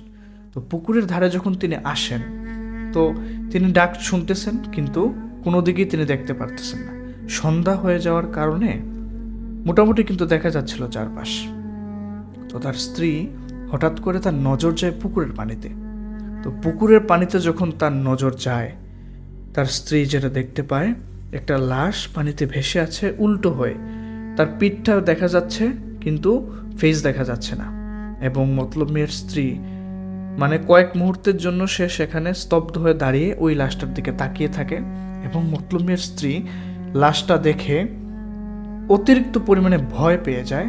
যে ভয়টা সে মনে মনে ভাবতে থাকে, সে ওই লাশের পিঠের অংশটুকু, অর্থাৎ একটা লুঙ্গি আর শরীরের যে অংশটুকু এটা খোলা ছিল। তো লুঙ্গির সে কাপড়টা দেখে মতলব মিয়ার স্ত্রী একদম 100% ধরেই নেয় যে এটা তার স্বামীর লাশ। কিন্তু কিভাবে সম্ভব? তার স্বামীর কণ্ঠ সে একটু আগে শুনতে পেয়েছে। তো তার লাশ এইভাবে পানিতে, এই জিনিসটা দেখতে দেখতে সে আসলে একটা চিৎকার দেয়। এমন জোরে একটা চিৎকার দিয়ে তার মেয়ে শুদ্ধ ঘর থেকে বের হয়ে আসে। এসে তার মার কাছে তাকে জড়িয়ে ধরে। তার মা ওই পানির দিকে তাক করে দেখেছে তোর বাবা পানিতে পড়ে আছে, দেখ। কিন্তু তার মেয়ে দেখে না। তার মেয়ে বলে যে কই, পুকুরে তো কেউ নাই, একদম খালি, তুমি কি বলতেছো? তখন মুহূর্তের মধ্যে যেটা মনে হলো যে ওই যে মতলব মেয়ের ছোট মেয়ে, সে বুঝতে পারে যে তার মার জ্ঞান কিছুটা ফিরে এসেছে এবং সে স্বাভাবিকভাবেই একটু আচরণ করছে। তো তখন নাকি ওই মতলব মেয়ের স্ত্রী বুঝলো যে না, আসলে কেউ নাই, তো পানিতে নাই। তো তাহলে সে কি দেখলো এতক্ষণ? সে যে ডাক শুনলো এবং পানিতে তার স্বামীর স্বামীর দেহের মতো একটা দেহ ভেসে থাকতে দেখলো, তাহলে এটা কি ছিল? সে ওইটা নিয়ে আর ভাবে না, তার মেয়েকে নিয়ে তাড়াতাড়ি ঘরে চলে আসে এবং সে জানে যে সন্ধ্যাবেলা হয়তো কোনো আলগা সমস্যা থাকতে পারে। তো যে কারণে সে ভয়ে বাড়িতে ঘরের ভিতরে চলে আসে। তো ঘরের ভিতরে আসার পর দরজা জানালা একদম সব দিয়ে ঘরের ভিতরে বসে থাকে তারা। এশার আজানের পরে যখন মতলব মিয়া বাড়িতে আসে, তখন মতলব মিয়াকে সব কিছু খুলে বলে তার স্ত্রী। সব কিছু খুলে বলার পর সে বলে যে তুমি কি, মানে আমার কণ্ঠই তুমি শুনতে পাইছিলা? তখন বলে যে হ্যাঁ, আমি তো শুনলাম যে আপনি ডাকতেছেন পুকুর পাড় থেকে, আমি শুনতে পাইলাম। তখন তখন মতলব মেয়ে একটু চিন্তায় পড়ে যান এবং তিনি ভাবতে থাকেন যে আসলে কি বা কে তাকে তার স্ত্রীকে ডাক দিয়েছিল, এবং সে মানে তার স্ত্রী পানিতে ভেসে থাকতে দেখেছে কাল লাশ। সেটা কি ছিল? পরের দিন সকালে আশেপাশের কিছু বাড়িঘরের প্রতিবেশীর আছে না, বয়স্ক মহিলারা, তারা যখন তাদের বাড়িতে আসে, তখন মতলব মিয়ার স্ত্রী এই বিষয়টা শেয়ার করেন। তো এই বিষয়টা বলার পর সেই বুড়ো মহিলারাও বলে যে হয়তো হয়তো ডর দেখাইছে তোমরা আলগা জিনিসে, তো সন্ধ্যার বেলা কেউ ডাকলে বা এরকম বের হইও না। ওই তারা নাকি এরকমভাবে তাদেরকে উপদেশ দিয়ে যায়। তো এদিকে মতলব মিয়া তিনি এই বিষয়টা নিয়ে একটু তার পরিচিত একজন হুজুর আছেন, ওই হুজুরের সাথে তিনি আলাপ আলোচনা করতে যান। তো হুজুরের সাথে যখন তিনি দেখা করেন, বলেন যে আমার ওয়াইফ তো সন্ধ্যার সময় এরকম এরকম জিনিস দেখেছে এবং স্বচক্ষে সে পানিতে দেখেছে আমার মতো একটা দেহ নাকি ভেসে আছে পানিতে। হুজুর তখন বলেন যে সন্ধ্যার সময়টা তো ছিল, তো হয়তো ডর ভয় পাইছে বা হ্যাঁ হইতে পারে। তো তখন তিনি একটু পানি পড়া দিয়ে দেন এবং বলেন যে এটা রেগুলার খাওয়ান তো ঠিক হয়ে যাবে। এবং ওই হুজুর নাকি বলে দিয়েছিলেন যে সন্ধ্যার আগে বা সন্ধ্যার পরে যেন ওই সময়টাতে ঘর থেকে না বের হয়। এই কথা বলে দেন। মতলব মিয়া পানি পড়া নিয়ে বাড়িতে চলে আসেন। বেশ কয়েকদিন কেটে যায়। বেশ কয়েকদিন কাটার পর গুরুতরভাবে তাদের ফ্যামিলিতে সেই সমস্যাটা শুরু হয়। তো সমস্যাটা যেটা ছিল, সর্বপ্রথম দিকে মতলব মিয়ার স্ত্রী সে স্বপ্নে দেখতে শুরু করে এবং স্বপ্নে সে বারবার একই জিনিস দেখত। স্বপ্নের কিছু ধারণা যেটা নাজমুল ভাই শুনে, ওই তার কাকির তার চাচির কাছ থেকে শুনে, সে যেটা আমাকে বলেছে নাজমুল ভাই, তো সেটা ছিল যে মতলব মিয়ার স্ত্রী যে স্বপ্ন দেখত সেটা ছিল তিনি এক স্বপ্নে বারবার দেখতেন এবং কয়েকটা স্বপ্নের ব্যাখ্যা স্বপ্ন তিনি বলেছিলেন, যেটা ছিল যে পুকুর পাড়ে বিশাল বড় গাছ, সেই গাছে নাকি সেই গাছে নাকি তার স্বামীর দেহ ঝুলে আছে। এরকম নাকি সে প্রতিদিন দেখতো মাঝে মাঝে, এবং প্রতিদিন দেখার পর সে তার স্বামীকে এই বিষয়টা জানানোর পর তার স্বামীও চিন্তা ভাবনা করতো। তো পরবর্তীতে এরকম প্রতিদিন কয়েকদিন পর পর এরকম দেখতে দেখতে, মানে একই জিনিস দেখতে দেখতে আসলে তিনি খুব ভয় পেয়ে যান ওনার মতলব মিয়ার স্ত্রী। মতলব মিয়া আবার তখন তিনি সেই হুজুরের সাথে সাক্ষাৎ করতে যান। হুজুরের কাছে যাওয়ার পর হুজুর বলেন যে দেখেন, আপনাদের সমস্যাটা হয়তো গুরুতর, আমাকে একটু দেখতে হবে এই বিষয়টা। তো হুজুর বলেন যে আমি আপনাদের বাড়িতে যাব, গিয়ে আমি দেখবো আসলে সমস্যাটা কি। হুজুর একদিন সময় করে মতলব মিয়াদের বাড়িতে আসেন। আসার পর মতলব মিয়া তার স্ত্রীর রুমে ওই হুজুরকে নিয়ে যান এবং হুজুর তখন ওনার মতলব মিয়ার স্ত্রীর সাথে কথা বলেন যে আপনি বলেন, আমাকে খোলাখুলি বলেন যে আপনার কি মনে আছে, বা বেশ কয়েকদিন আগে আপনার সাথে কিছু ঘটেছে কিনা, বা আপনি কীরকম স্বপ্ন দেখছেন। হুজুর নিজ কানে সবগুলো শোনার পর তিনি বলেন যে আমি আপাতত এই ঘরটা বন্ধ করে দিয়ে যাচ্ছি, আর কিছু তাবিজ দিয়ে যাচ্ছি, এই তাবিজগুলো শরীরে ব্যবহার করতে হবে, আর ঘর বন্ধ করার পর আশা করি আর কোনো সমস্যা হবে না। হুজুর তখন বলে দিয়েছেন। হুজুর বেশ অনেকক্ষণ সময় নিয়ে তিনি সেই ঘরটা বন্ধ করে দেন ওনার নিজস্ব পদ্ধতিতে। পরবর্তীতে উনি কয়েকটা তাবিজ সাথে করে নিয়ে এসেছিলেন। সেই তাবিজগুলো বলেন যে আপনাদের পরিবারের প্রত্যেকেই সেই তাবিজ ব্যবহার করতে হবে, অর্থাৎ 4টা তাবিজ তিনি দিয়ে যান মতলব মিয়ার দুই ছেলে মেয়ে এবং মতলব মিয়ার স্ত্রীর জন্য সেই তাবিজগুলো তিনি দিয়ে যান। প্রত্যেকে যেন তাদের গলায় সেই তাবিজগুলো পরিধান করে রাখে। মতলব মিয়া তার স্ত্রী এবং তার সন্তান এবং নিজের শরীরেও সেই তাবিজটা ঝুলিয়ে রাখা শুরু করে, কিন্তু তার ছেলে কোনোভাবেই, তার বড় যে ছেলে ছিল সে কোনোভাবেই সেই তাবিজ গলায় ঝুলাবে না। এগুলো নাকি তার বিশ্বাস হয় না, এগুলো তার ভালো লাগে না, সে এগুলো ঝুলাতে পারবে না। এই কথা বলে যখন মতলব মিয়া তার ছেলের হাতে সেই তাবিজটা দিয়েছিল, সে নাকি ওই তাবিজটা ছুঁড়ে ফেলে দিয়ে উঠানে। তো এরকমটা নাকি সে বারবার করছিল।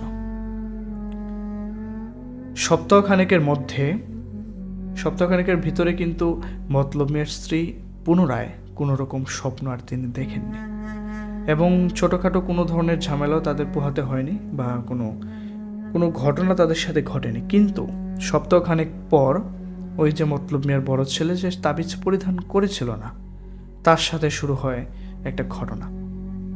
মতলব মিয়ার সেই বড় ছেলে রাতের বেলা ঘরে আসার পর সে পাগলের মতো আচরণ শুরু করে, উল্টাপাল্টা কথা বলা শুরু করে, নিজের ফ্যামিলির প্রত্যেক সদস্যকে গালাগাল দেওয়া শুরু করে।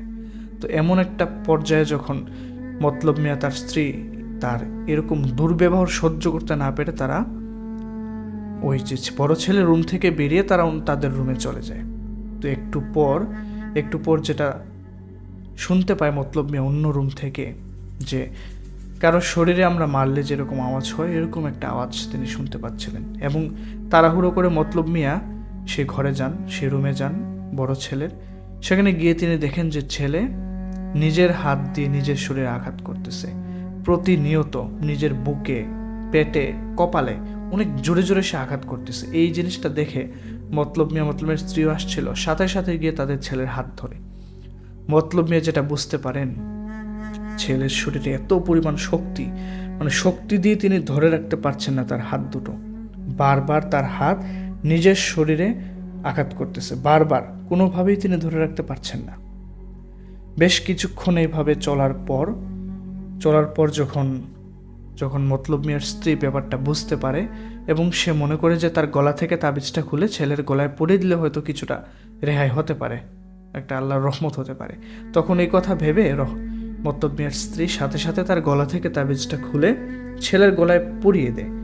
এবং একটা আশ্চর্যজনকভাবে এই ঘটনাটাই ঘটে, যেটা গলায় তাবিজটা পরিয়ে দেওয়ার পর সে একদম শান্ত হয়ে সে বিছানায় শুয়ে পড়ে।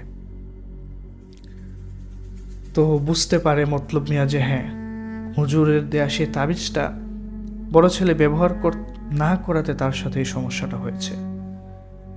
তার যখন হুঁশ ফিরে আসে, বড় ছেলে তখন বুঝাতে থাকে মতলব মিয়া যে দেখ, তুই এই জিনিসটা ব্যবহার করতে না পারাতে তোর সমস্যা বাড়তেছে, তুই জিনিসটা ব্যবহার কর, তাবিজটা ব্যবহার কর, তোর তাবিজটা আমি রেখে দিয়েছি। তখন ছেলে কথা শুনতে বাধ্য হয়। তো আরেকটা তাবিজ যে ছিল ওইটা মতলব মিয়া তার স্ত্রীর গলায় দিয়ে দেয়। এইভাবে কাটছিল তাদের সময়। কিন্তু বেশ কয়েকদিনের মাথায় তাদের পরিবারের সদস্যরা আরও ভয়ানক ঘটনার সম্মুখীন হতে থাকে। নাজমুল ভাই যেটা বলেছিলেন, তিনি যেটা শুনেছেন মতলব মিয়ার অর্থাৎ ওনার চাচার কাছ থেকে, ওনার চাচা সেদিন দুপুরবেলা তিনি ঘর থেকে খাবার দাবার খেয়ে বের হয়ে যান। বের হয়ে তিনি চিন্তা করেন তিনি বাজারের দিকে যাবেন। তো খোলা একটা রাস্তা ছিল, সেই রাস্তা বরাবর তিনি হাঁটতে থাকেন। যে রাস্তা দিয়ে তিনি হেঁটে হেঁটে যাচ্ছেন, ওই রাস্তার পাশে একটা কবরস্থান, এবং সেই কবরস্থানটা পার হলেই বিশাল বড় বটগাছ আছে। কবরস্থানটা থেকে হয়তো 20-50 মিটার দূরে একটা বটগাছ ছিল, ওটা রাস্তার পাশেই ছিল। তো দুপুরবেলা তো মানুষজন যার যার বাড়িতে খাওয়া দাওয়া শেষ করে সবাই হয়তো বিশ্রাম নিচ্ছে। তো এমনটার সময় রোদ ছিল, অনেক রৌদ্রোজ্জ্বল দিন। তো এমন সময়টাতে তিনি হাঁটতে হাঁটতে যাচ্ছিলেন মতলব মিয়া।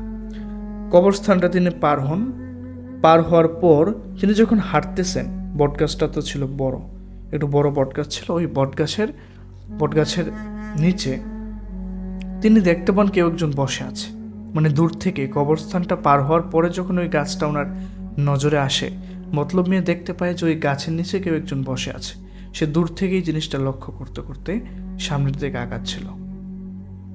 মতলব মিয়া যখন ওই বট গাছের কাছাকাছি যায় তো মতলব মিয়া দেখতে পায় একটা পাগল কিসিমের লোক বসে আছে ওখানে বট গাছের নিচে। মাথার চুলগুলো এলোমেলো, শরীরের জামা কাপড়গুলো খুবই ময়লা এবং ছেঁড়া পাড়া। সে বসে আছে, মাথা নিচের দিকে করে বসে আছে, মনে হচ্ছে খুব মন খারাপ। সে যখন ওই বটগাছটা অর্থাৎ ওই লোকটার সামনে দিয়ে সে পার হয়ে চলে যাবে, তখন লোকটা তাকে ডাক দেয়, মতলব দাঁড়া। এইভাবে নাকি বলছিল ওই লোকটা যে মতলব দাঁড়া। এই কথাটা শুনে মতলব মিয়া দাঁড়িয়ে যায় এবং তিনি দেখেন ওই লোকটার দিকে তাকিয়ে, যে লোকটা তাকে ডাক দিয়েছিল, ওই লোকটা যেইভাবে মাথা নিচু করে রেখেছিল হাঁটুর মধ্যে, ওইভাবেই লোকটা বসে আছে। তো সে না দেখে কিভাবে তাকে ডাক দিল, সে তো দেখে নাই, তার সামনে দিকে যাচ্ছে।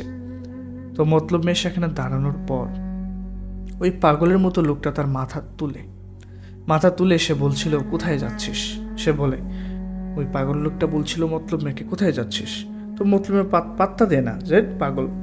এই কথা বলে সে সেখান থেকে চলে আসবে, এমনটা সময় লোকটা হুট করে দাঁড়িয়ে যায় এবং সে একদম স্বাভাবিকভাবে একদম সুস্থ সবল মানুষের মতো সে কথা বলতে থাকে যে, তুই আমাকে পাগল বলে আমাকে চলে যাচ্ছিস? তোর কত বড় সাহস! আমি তোর ভালোর জন্য আমি তোকে ডাক দিয়েছি। তখন মতলব মিয়া একটু শোনার চেষ্টা করে যে কি বলতে চায়, সে জানতে চায়।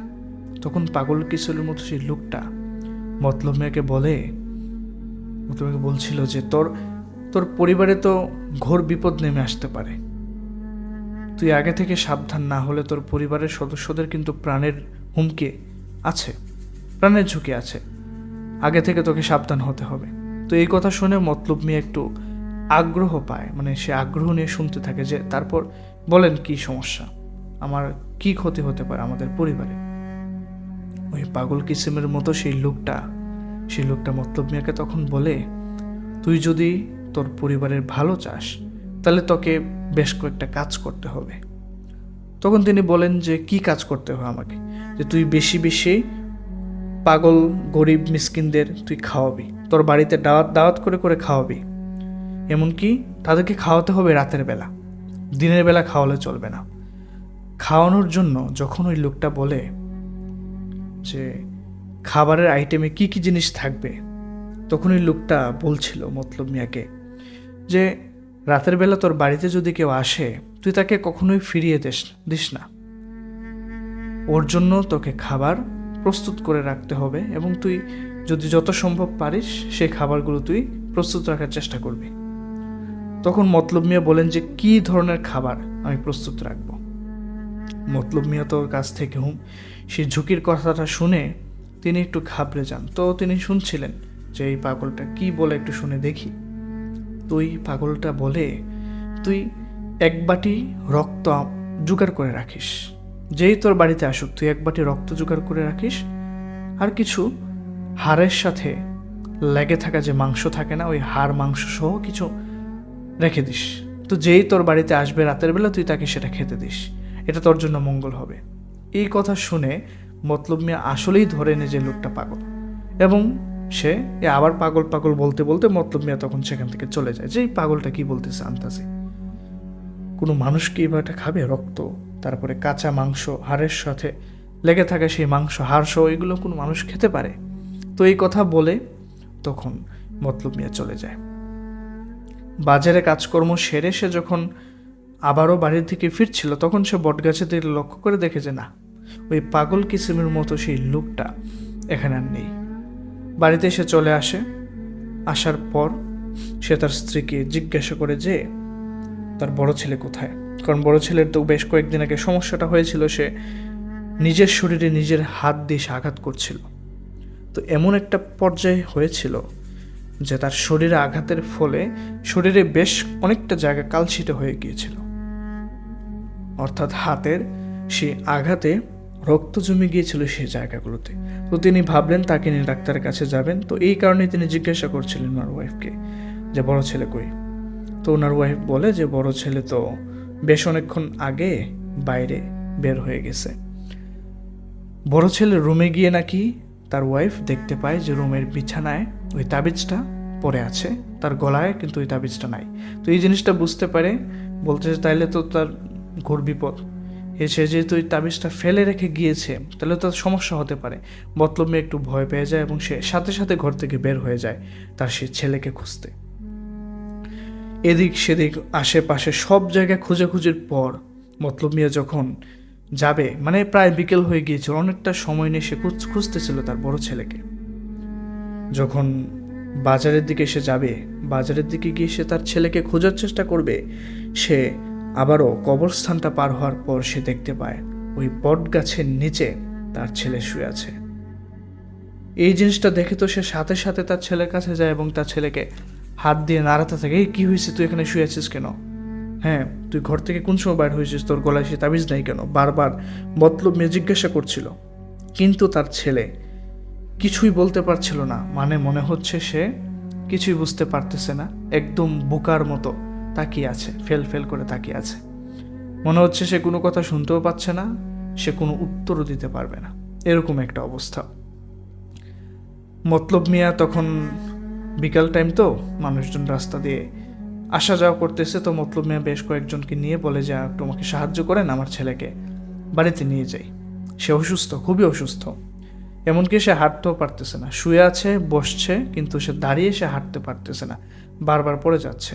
তো যে কারণে কয়েকজন লোকের সহায়তায় মতলব মিয়া তার ছেলেকে নিয়ে বাড়িতে আসে। ওই দিন সন্ধ্যাবেলার কথা। ছেলের এরকম অবস্থা দেখে তিনি ছেলেকে নিজের বাড়িতে নিয়ে আসেন। এসে তিনি ওনার রুমেই শুয়ে দেন ছেলেকে। ওই তাবিজটা তিনি গলায় দিয়ে দেন। দিয়ে দেওয়ার পর আস্তে আস্তে ছেলে কিছুটা স্বাভাবিক হয়।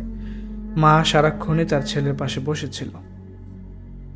রাতের বেলা যার যার রুমে সবাই চলে যায়, ঘুমাতে চলে যায়। তার মেয়ে তার মা বাবার সাথেই থাকে, আর ছেলে থাকে অন্য একটা পাশের রুমেই। টিনের ঘর ছিল। হঠাৎ করে রাতের বেলা যখন ঘুমিয়েছিল মতলব মিয়া এবং মতলব মিয়ার স্ত্রী মেয়ে, মতলব মিয়ার হঠাৎ করে ঘুম ভেঙে যায় এবং মতলব মিয়া যেটা শুনতে পায়, তার ছেলের রুম থেকে একটা শব্দ আসতেছে। এমন একটা শব্দ যে কেউ গুঙিয়ে গুঙিয়ে কান্না করলে যেরকম শব্দ শোনা যায়, এরকম একটা শব্দ শুনতে পাচ্ছিল এবং তার মনে হচ্ছিল তার ছেলে কান্না করতেছে। সে উঠে রুমের লাইট জ্বালায়, ছেলের রুমে প্রবেশ করে ছেলের রুমের লাইটটা জ্বালায় এবং মতলব মিয়া যেটা দেখতে পায়, তার ছেলে খাটের উপর বসে আছে, ঠিক ওই রকমভাবে মাথা গুজে, হাঁটুর মধ্যে মাথা গুজে সে বসে আছে, যেইভাবে সে পাগল লোকটাকে বট গাছের নিচে বসে থাকতে দেখেছিল, ঠিক ওই রকমভাবে বসে আছে। এবং তার কানটা তো দেখা যাচ্ছে, মতলব মিয়া যেটা দেখতে পায়, তার কান থেকে গড়িয়ে গড়িয়ে রক্ত পড়তেছে। এত পরিমাণ রক্ত পড়তেছে, এই রক্ত তার বিছানা, যে চৌকিটা ছিল, চৌকির উপর তো চাদর ছিল, হালকা তুষক ছিল, সেই তুষক সহ চাদর সহ ভিজে একাকার, এবং তার শরীরের গেঞ্জি এবং প্যান্ট শুদ্ধ ভিজে গিয়েছে তার রক্তে। মতলব মিয়া চিৎকার দেয় একটা, তার ওয়াইফের নাম ধরে ডাক দেয়, তাড়াতাড়ি উঠো।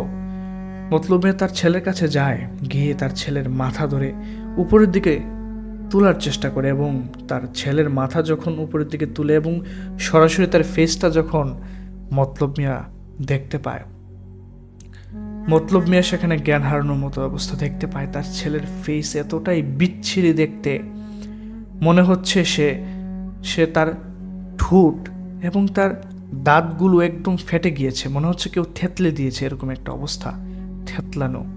আর সেখান থেকে রক্ত গড়িয়ে গড়িয়ে পড়তেছে, কিছু রক্ত জমাট বেঁধে শক্ত হয়ে গিয়েছে সে দাঁতের মাড়ির ঠোঁটের কাছাকাছি, এবং চোখ দুটো রক্ত লাল, চোখের এক পাশ দিয়ে মনে হচ্ছে যে রক্তের বিন্দু বের হচ্ছে আস্তে আস্তে। এই জিনিসটা দেখা মাত্রই একটা চিৎকার দিতে থাকে মতলব মিয়া।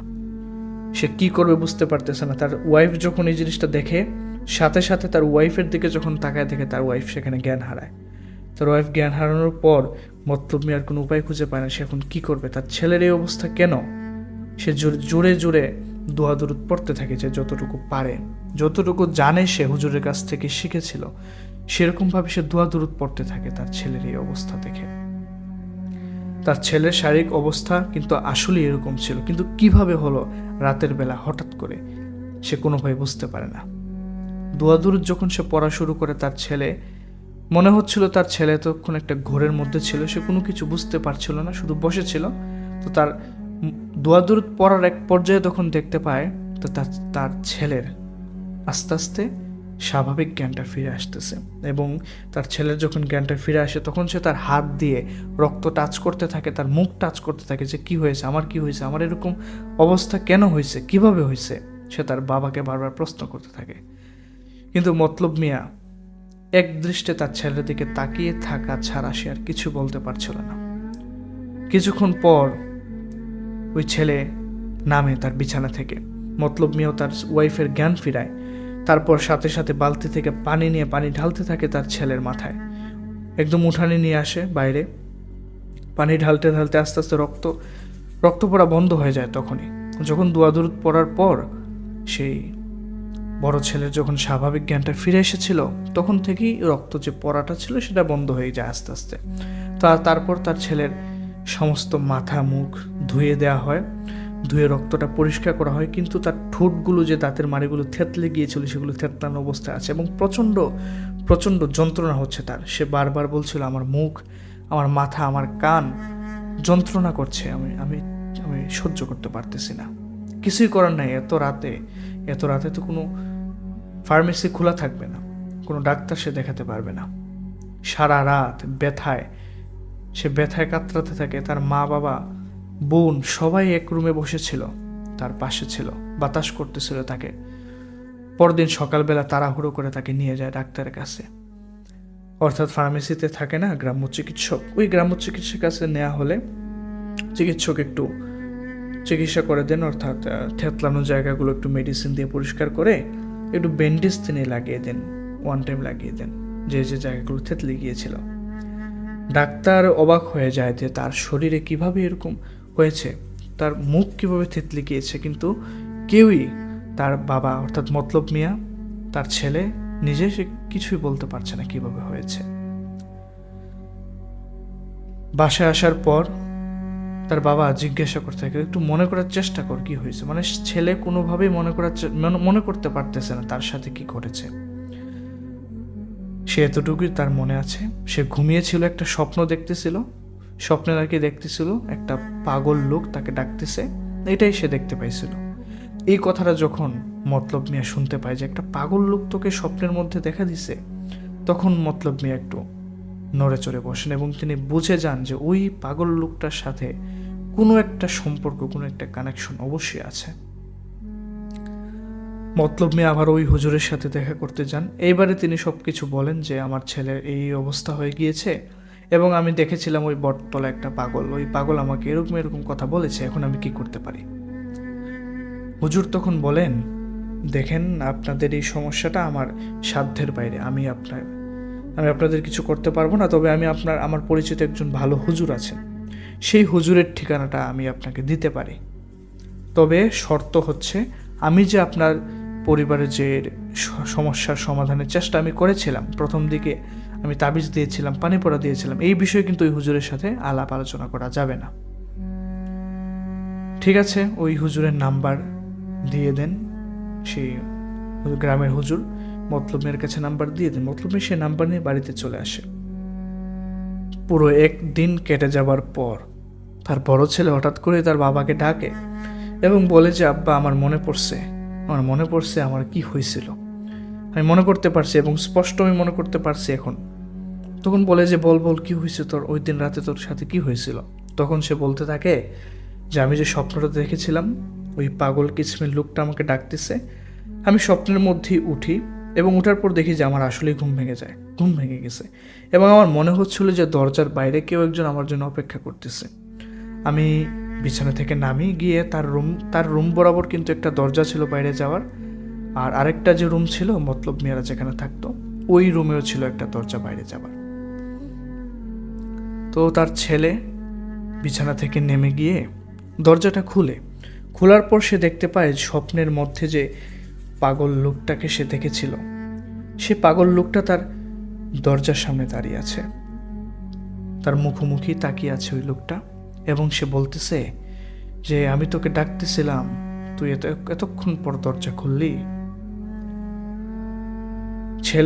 মতলব মিয়ার ছেলে তখন যে কিছু বলবে, সে কোনো প্রতিক্রিয়া দেখাবে, সে বলবে যে আপনি কে, মানে এরকম বলারও তার মতো বলার মতো ক্ষমতাও তার ছিল না। সে বলতেছিল তার বাবাকে যে আমি যে কিছু তাকে বলবো যে কে আপনি, এত রাতে এখানে কেন, এটুকু আমি বলার মতো শক্তি পাচ্ছিলাম না। ওই পাগল কিসমের লোকটা তখন বলতে শুরু করে যে আমার জন্য, তোর বাবাকে আমি বলছিলাম যে আমার জন্য রক্ত আর হাড় মাংসের ব্যবস্থা করে রাখতে, কাঁচা হাড় মাংস আমার জন্য সেই ব্যবস্থাটা করেছে। আমি তো খাইতে আসছি, আমার তো খিদা লাগছে, আমার তো রক্ত লাগবো। ওই লোকটা বলতে থাকে। তখন বলে যে আপনি কি বলতেছেন, তখন একটু কথা বলার মতো সাহস পায় মতলব মিয়ার ছেলে। তখন আপনি কি বলতেছেন, কে আপনি, এরকম অদ্ভুত কথাবার্তা কেন বলতেছেন? তো এই কথাগুলো বলার সাথে সাথে ওই লোকটা সাথে সাথে তার হাত দিয়ে এত জোরে একটা ঘুষি মারে সেই ছেলের মুখে, মতলব মিয়ার ছেলের মুখে। মনে হচ্ছিল তার, তখনই সে বুঝতে পারছিল, তখনই তার একদম ঠোঁট ফেটে গিয়েছে। ঠোঁট ফেটে মনে হচ্ছে যে একটু রক্ত বের হইতেছে। সাথে সাথে সে সেখানে পড়ে যায়। পড়ে যাবার পর তার মনে হচ্ছিল তার মাথা ঘোরাচ্ছে এবং প্রচণ্ড শরীর ক্লান্ত হয়ে গিয়েছে। সে বারবার উঠার চেষ্টা করতেছে কিন্তু উঠতে পারতেছে না। সে আস্তে আস্তে উঠার পর সে দেখে নাই, ওই লোকটা আর নাই। তার সামনে যে দাঁড়িয়ে ছিল ওই পাগল কিসের মতো লোকটা, তাকে একটা ঘুষি মারলো, ঘুষি মেরে তার মুখের এই অবস্থা করে দিয়েছে। ওই লোকটা এখন নাই। সে হাত দিয়ে বারবার চেষ্টা করতেছে, দেখতেছে রক্ত তার হাতে লেগে আছে, এই অবস্থা। তো এতটুকুই তার মনে ছিল। এরপরে যে সে কখন বিছানায় যায়, বিছানায় কখন বসেছিল, বিছানায় বসার পর তার কান মুখ দিয়ে রক্ত পড়তেছিল, এইটুকু সে আর বুঝতে পারে না কখন ওইসব ঘটেছে। শুধু তো এতটুকুই মনে ছিল যে সে স্বপ্নে দেখেছে ওই পাগল লোকটাকে, এবং বাস্তবেও তার ঘরের সামনে ওই লোকটা আসছিল এবং তাকে মারে। এই কথাগুলো শোনার পর মতলব মিয়া বলে যে না, সমস্যাটা আসলেই গুরুতর, এবং কখন কিভাবে তাদের ফ্যামিলির সাথে এই সমস্যাটা জড়িয়ে গেল মতলব মিয়া তখনও পর্যন্ত আসলে বুঝতে পারে নাই। এইভাবে বেশ কয়েকদিন কাটে। মতলব মিয়া কিন্তু যে নাম্বারটা এনেছিলেন তিনি ওই নাম্বারে মাঝখানে কল দিয়েছিলেন কয়েকবার, কিন্তু তিনি ওই নাম্বারটা বন্ধ পান। তো যে কারণে তিনি আবারও সেই হুজুরের সাথে কথা বলার পর হুজুর বলেন যে না, তাইলে ওই হুজুরের নাম্বার আমার কাছে নাই, আপনি অন্য কোনো মাধ্যমে, অন্য কোনো হুজুর বা কবিরাজের আপনি শরণাপন্ন হন, হয়তো তারা আপনাকে সাহায্য সহযোগিতা করতেও পারে। মতলব মিয়ার বড় ছেলের সাথে এতটুকু এখন এই সমস্যাটা হয়েছিল। প্রথমে শুরু হয়েছিল তার ওয়াইফকে দিয়ে, এইবারে মতলব মিয়ার ছোট মেয়ের সাথে সেই সমস্যাটা শুরু হয়েছে। মতলব মিয়ার মেয়ে, অর্থাৎ মতলব মিয়ার যে মেয়ে ছিল, সে তো 16 বছর বয়সী, এই হাই স্কুলে লেখাপড়া করে। সন্ধ্যার পরে একদিন মতলব মিয়ার স্ত্রী তার মেয়েকে ডাকতেছিল। মতলব মিয়া তখন ঘরেই ছিল, শুয়ে আছে। তো তার স্ত্রী যখন বারবার ডাকতেছিল তখন তো কোনো সারা শব্দ নেই। তারপর স্বামীকে জানায়, মতলব মেয়েকে জানায় যে মেয়েটা খুঁজে পাচ্ছি না, কই সে, কোথায় গেল এত রাতে, সন্ধ্যা হয়ে গিয়েছে, এখনও সে বাড়িতে আসে না, কই গেল। তো মতলব মেয়েও বের হয়, ঘর থেকে বের হয়ে সে একটু আশেপাশে বাড়িতে যায় যে তোদের বাড়িতে খেলতে আসছে কিনা একটু আমাকে। তখন গিয়ে দেখে যে না, তাদের বাড়িতে আসে নাই। প্রত্যেকের বাড়িতে সে খোঁজ খবর নেয়।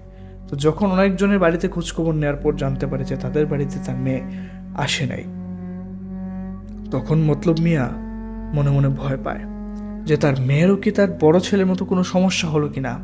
সে ভয় পেয়ে সে একবার চিন্তা করে যে সে ওই বট গাছের নিচে যাবে, বট গাছের নিচে গিয়ে দেখবে তার মেয়ে সেখানে আছে কিনা, কারণ তার বড় ছেলেকেও তো সেখানে পাওয়া গিয়েছিল। কিন্তু সে একবার ভাবে যে না, তার বাড়ি থেকে তার মা কি তার মেয়েকে খুঁজে পেয়েছে কিনা একটু খোঁজ খবরটা জেনে আসি। বাড়িতে আসার পর তার মাও অবস্থা খারাপ, সে বলতেছে না আমার মেয়ে কোথায়, আমার মেয়ে তো সন্ধ্যার পর কোথায় গেছে। হঠাৎ করে তার মা যেটা শুনতে পায়, তার মা শুধু না, অর্থাৎ মতলব মিয়া এবং মতলব মিয়ার স্ত্রী দুজনেই শুনতে পায় তার মেয়ের কণ্ঠ। তার মেয়ে চিৎকার করতেছে, বাঁচাও বাঁচাও বলে চিৎকার করতেছে। এই শব্দটা শুনে যেটা বুঝতে পারে শব্দটা আসতেছে পুকুর পাড়ের কাছ থেকে। তো দৌড়ে ঘর থেকে বের হয়ে তারা পুকুরের কাছে আসে। আসার পর যেটা দেখতে পায়, তার মেয়ে পুকুরের পানিতে হাবুডুবু খাইতেছে, কিন্তু তার মেয়ে কিন্তু সাঁতার পারে।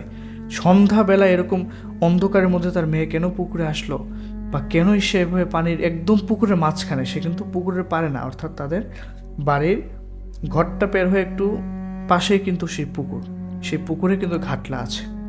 হয়তো কোনো দরকার হলে সে ঘাটলায় দাঁড়িয়ে সে দরকার শেষ পানি নিবে বা হাত মুখ ধুবে, কিন্তু পুকুরের মাঝখানে তো যাওয়ার কথা না। সে কি সাঁতরানোর জন্য নেমেছে? না, এরকম সন্ধ্যাবেলা সে কেন সাঁতরানোর জন্য নামবে?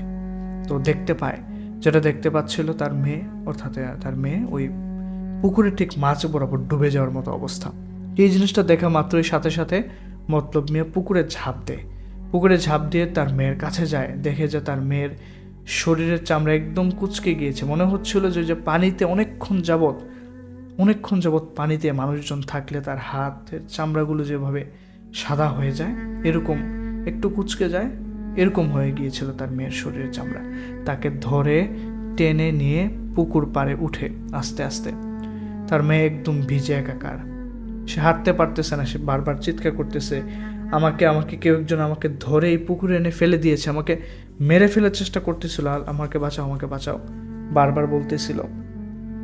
তার মা রীতিমতো কান্না করে দিয়েছে, কি হইতেছে আমাদের সাথে, আমার ছেলে মেয়ের জীবনের সাথে কে খেলতেছে এইভাবে, আমার ছেলে মেয়ে এত অসুস্থ কেন, তাদের সাথে কি হচ্ছে এত এই সমস্যাটা। তার মেয়েকে নিয়ে ঘরের ভিতরে যায়। এই ছিল সেই সমস্যাটুকু। তার মেয়েও মৃত্যুর হাত থেকে বেঁচে ফিরেছে। হয়তো মারা যেত, হয়তো কোনো অপশক্তি হয়তো তার মেয়েকে পানিতে ডুবিয়ে মেরে ফেলতে পারত। এই সমস্যাগুলো নিয়ে মতলব মিয়া আসলেই চিন্তিত, এবং সে কোনোভাবেই বুঝে পাচ্ছে না সে কার কাছে যাবে সমাধানের জন্য। কি হইতেছে তার ফ্যামিলির সাথে সে আসলে বুঝতে পারে না। বেশ কয়েকদিন কাটার পর মতলব মিয়া একজন কবিরাজের নাম্বার তিনি জোগাড় করতে পারেন। সেই কবিরাজের নাম্বারে তিনি কল করে সে ঠিকানা তিনি পান কবিরাজের, সেই ঠিকানা অনুযায়ী তিনি সেখানে যান। যাবার পর কবিরাজকে একদম শুরু থেকে সমস্ত ঘটনা তিনি বলেন, যা যা ঘটেছে ওনার ফ্যামিলির সাথে, প্রত্যেক ফ্যামিলি মেম্বারদের সাথে যা যা ঘটেছে সব কিছু তিনি বলেন। বলার পর ওই কবিরাজ তিনি বলেন যে আচ্ছা ঠিক আছে, যে আপনি পাগলের মতো লোকটাকে আপনি দেখেছিলেন, যে বলেছিল যে আপনার বাড়িতে কেউ আসবে রাতের বেলা, সে রক্ত চায়, হাড় মাংস চায়, আপনি এগুলো একবার জোগাড় করে দেখেন কে আসে খেতে, তাকে খাবার আপনি দিন, দেওয়ার পর দেখেন কি হয়। তো কবিরাজের কথা মতো তিনি বলেন যে আচ্ছা ঠিক আছে, আমি আপনার কথাটা মানি, আমি দেখি কি হয়। তো মতলব মিয়া তখন কবিরাজকে জিজ্ঞাসা করেন যে আমি কিসের রক্ত লাগবে, আর আমি হাড় বা মাংস, কোন প্রাণীর হাড় মাংস লাগবে। তো তখন বলে আপনি আপাতত ছাগলের এরকম দিয়ে আপনি চেষ্টা করেন। তো যেহেতু তার ফ্যামিলির অবস্থা এমন একটা ভালো না, টাকা পয়সা কম, ছাগল কিনে আনতে তো অনেক খরচ পড়বে তার প্রায়, একটা পরিপূর্ণ অর্থাৎ প্রাপ্তবয়স্ক একটা ছাগল কিনতে হলে হয়তো তার 12 থেকে 15,000 টাকার মতো খরচ হয়ে যাবে। তো কষ্ট করে সে তার জমানো টাকা থেকে কিছু টাকা নিয়ে সে তাদের পাশের গ্রামের বাজারে যায়। সেখান থেকে সে একটা কালো রঙের ছাগল কিনে আনে। ওই কবিরাজের পরামর্শেই সেই কাজটা করেছিল। ছাগল তার বাড়িতে জবাহ করার, কুরবানি করার পর সে ওই ছাগলের রক্তটা, সম্পূর্ণ রক্ত সে একটা ডেগের ভিতর সে জমিয়ে রাখে। ডেগের ভিতর জমিয়ে রাখার পর সেই ছাগলের মাংসগুলো প্রসেস করে রেখে দেয়, আর বাকি যে পায়ের রানের যে মাংসগুলো ছিল, হাড় সহ পায়ের মাংসগুলো, সেগুলো হাড় সহ আলাদাভাবে উঠিয়ে রাখে। কবিরাজ আরও বলে দিয়েছিল যে সন্ধ্যার পর থেকে শুরু করে একদম ফজরের আগ পর্যন্ত যে কোনো একটা সময়ে হয়তো সে আসতে পারে, তো তুমি খাবার রেডি করে রেখো তার জন্য। মতলব মিয়া তো ছাগলের রক্ত একটা ইয়ের মধ্যে রেখেছিলেন। সেখানে রাখার পর তিনি যখন সেই ডেক থেকে আরেকটা পাত্রে তিনি সেই রক্তটুকু রাখতে যাবেন, দেখেন যে রক্ত একদম জমাট বেঁধে গিয়েছে। তো রক্ত তো বাইরে থাকলে জমাট বাঁধবে স্বাভাবিকভাবেই, রক্ত তো আর তরল থাকে না সব সময়। তো সেই জমাট বাঁধা রক্তই তিনি রাখেন একটা বলে ছোট, এবং আরেকটা বলে তিনি ওই ছাগলের পায়ের হাড় সহ মাংস তিনি একটু এক হাত লম্বা না, অর্ধেক হাত লম্বা এতটুকু টুকরা করে তিনি সেই হাড় মাংসগুলো আরেকটা বলে তিনি রেখে দেন। মতলব মিয়া মনে মনে সে চিন্তা করছিল যে সে পাগলের মতো কি করতেছে এইসব। কবিরাজের কথা শুনে কে আসবে, এরকম পচা জিনিস, রক্তকে খাবে, কোনো মানুষের পক্ষে খাওয়া সম্ভব? মতলব মিয়া অপেক্ষা করতে থাকে সে খাবারগুলো নিয়ে। তা খাবারগুলো কিন্তু তার রুমেই রাখছিল। মতলব মিয়া ঘুমিয়ে যায়। ঘুমের মধ্যে সে স্বপ্ন দেখে তার ছেলে যেরকম স্বপ্ন দেখেছিল, সেই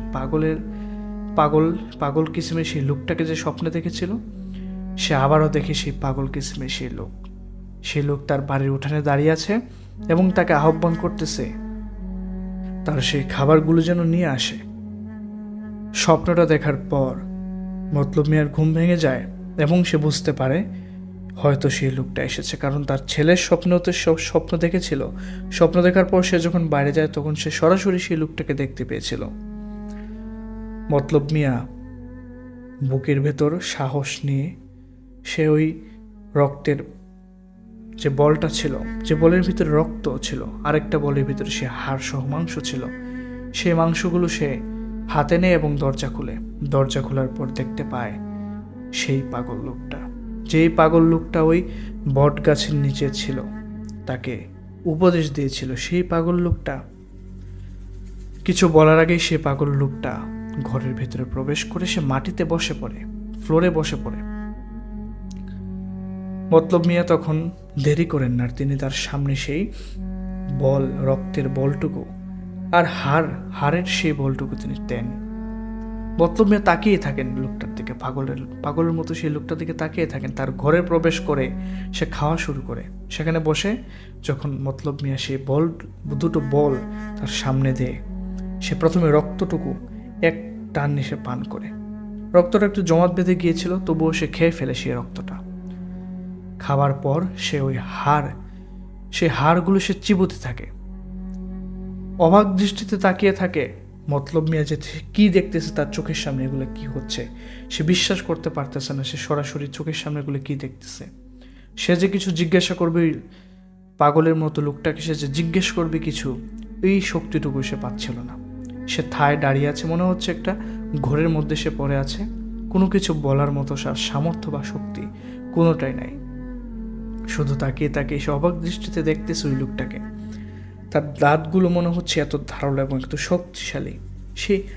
সে হাড়গুলো, ছাগলের পায়ের হাড়গুলো সে এত কর্মর করে চিবিয়ে খাচ্ছে। সবগুলো হাড় খাওয়ার পর সেই লোকটা উঠে দাঁড়ায়। সেই লোকটা উঠে দাঁড়িয়ে বলে যে, আমার জন্য প্রতিদিন এমন খাবার তুই তৈরি করে রাখবি।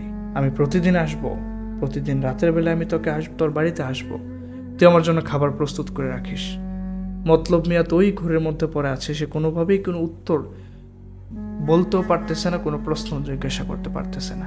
পাগলের মতো লোকটা তখন তার ঘর থেকে বের হয়ে সে উঠোনের দিকে যায় এবং সে অন্ধকারে একদম হাওয়ায় মিলিয়ে যায়। অন্ধকারে মিলিয়ে যাওয়ার পরে মতলব মিয়ার হুঁশ ফিরে আসে এবং সে এতক্ষণ যা দেখেছে সবকিছু সে পুনরায় মনে করতে থাকে তার সাথে কি ঘটেছে। তার হাত পা একদম ঠান্ডা হয়ে গিয়েছিল, সে কাঁপতেছিল ওখানে দাঁড়িয়ে ভয়ে। সে দরজা বন্ধ করে তাড়াতাড়ি এসে খাটের উপর শুয়ে যায় এবং সে ঘুমিয়ে পড়ে। পরদিন সে আর সহ্য করতে পারছিল না এসব, তার পরিবারের সাথে কি হচ্ছে এবং রাতের বেলাটা কি ঘটেছে। সে কবিরাজের কাছে আবারও যায়, বলে যে সে এসেছিল, একটা পাগলের মতো লোক এসেছিল, এসে সে এরকম খাবার আমি যেটা রেখেছিলাম সেটা সে খেয়ে চলে যায় এবং সে বলে যে পুনরায় সে খাবারগুলো প্রস্তুত রাখার জন্য সে বলে দিয়ে যায়। কবিরাজ বলেন যে ঠিক আছে, এইভাবে 1 সপ্তাহ করার পর দেখেন কি অবস্থা হয়। তখন অবাক হয়ে তাকিয়ে থাকে মতলবে যে আমি 1 সপ্তাহ কিভাবে চালাবো, 1 সপ্তাহ তো আমার 7টা ছাগল লাগবে, 7টা ছাগল আমি কোথা থেকে আমি আনতে পারবো, আমার তো তৌফিক নেই। তো ওই কবিরাজ বলেন যে তাহলে তো আমার কিছু করার নেই, আমি আপনার এখানে কিছু করতে পারতেছি না, তবে আপনি যদি আমাকে একটা ভালো পরিমাণে টাকা দেন তবে আমি আপনাকে আপনার সেই সমস্যাটা আমি সমাধান করার চেষ্টা করতে পারি। কবিরাজ তখন নাকি তার কাছে 1,10,000 টাকা চেয়েছিল, যে 1,10,000 টাকা দিলে সে মতলব মিয়ার পরিবারের সেই সমস্যাটা সে সমাধান করে দিবে। মতলব মিয়ার তো কোনো উপায় নাই, সে কিভাবে এত টাকা দিবে, তার কাছে এত টাকা নেই। সে বাড়িতে চলে আসে। ওই দিনই সে তার যে ভাতিজা ছিল নাজমুল, সে নাজমুলকে কল দিয়ে বলে যে দেখ, আমার তো পরিবারে এরকম সমস্যা, তুই তো দেখে গিয়েছিস যে আমার পরিবারে একটু অসুস্থ, তোর কাকি অসুস্থ, তার চাচি অসুস্থ, তোর চাচা তো বোন অসুস্থ, ভাই এরকম সমস্যা তুই দেখে গিয়েছিলি। এখন যদি তুই একটু উপায় বলতে, তোর কোনো পরিচিত হুজুর বা কবিরাজ আছে কিনা যে আমাদের এই সমস্যার সমাধান করে দিবে। সব কথা শুনে নাজমুল ভাই আসলেও তিনি ভয় পেয়ে যান যে কি হচ্ছে তার চাচার পরিবারের সাথে। তিনি তখন হাকিম হুজুরের ঠিকানা দেন এবং বলেন যে আপনি হাকিম হুজুরের সাথে কথা বলেন।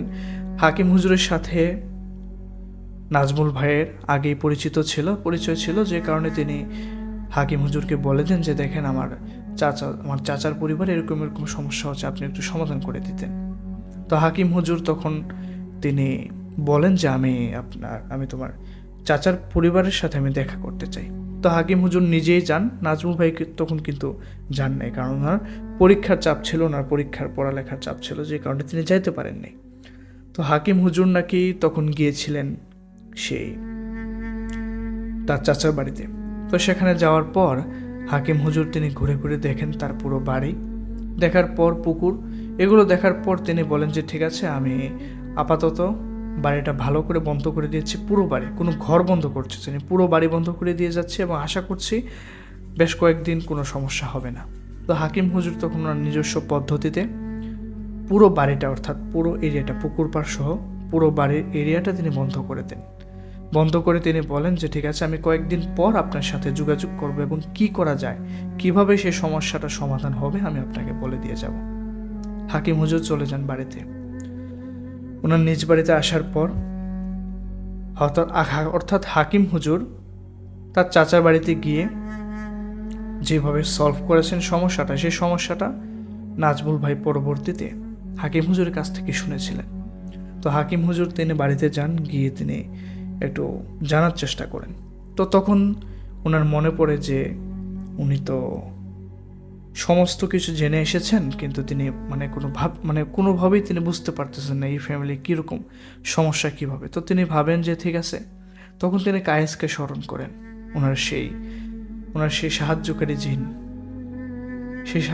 জিনকে তিনি স্মরণ করার কিছুক্ষণ পরেই সে কায়েস এসে হাকিম হুজুরের রুমের ভেতরে প্রবেশ করে তার বিছানার পাশে বসে। কায়েসের একটাই সুরত থাকে সব সময়, সুন্দর লেবাস, ইসলামিক লেবাস, মাথায় পাগড়ি, লম্বা একটা জুব্বা, সাদা রঙের, সুন্দর সাদা দাড়ি একদম বুক পর্যন্ত নেমে এসেছে। কায়েস এসে বসে বিছানার পাশে, হাকিম হুজুরের বিছানার পাশে বসে।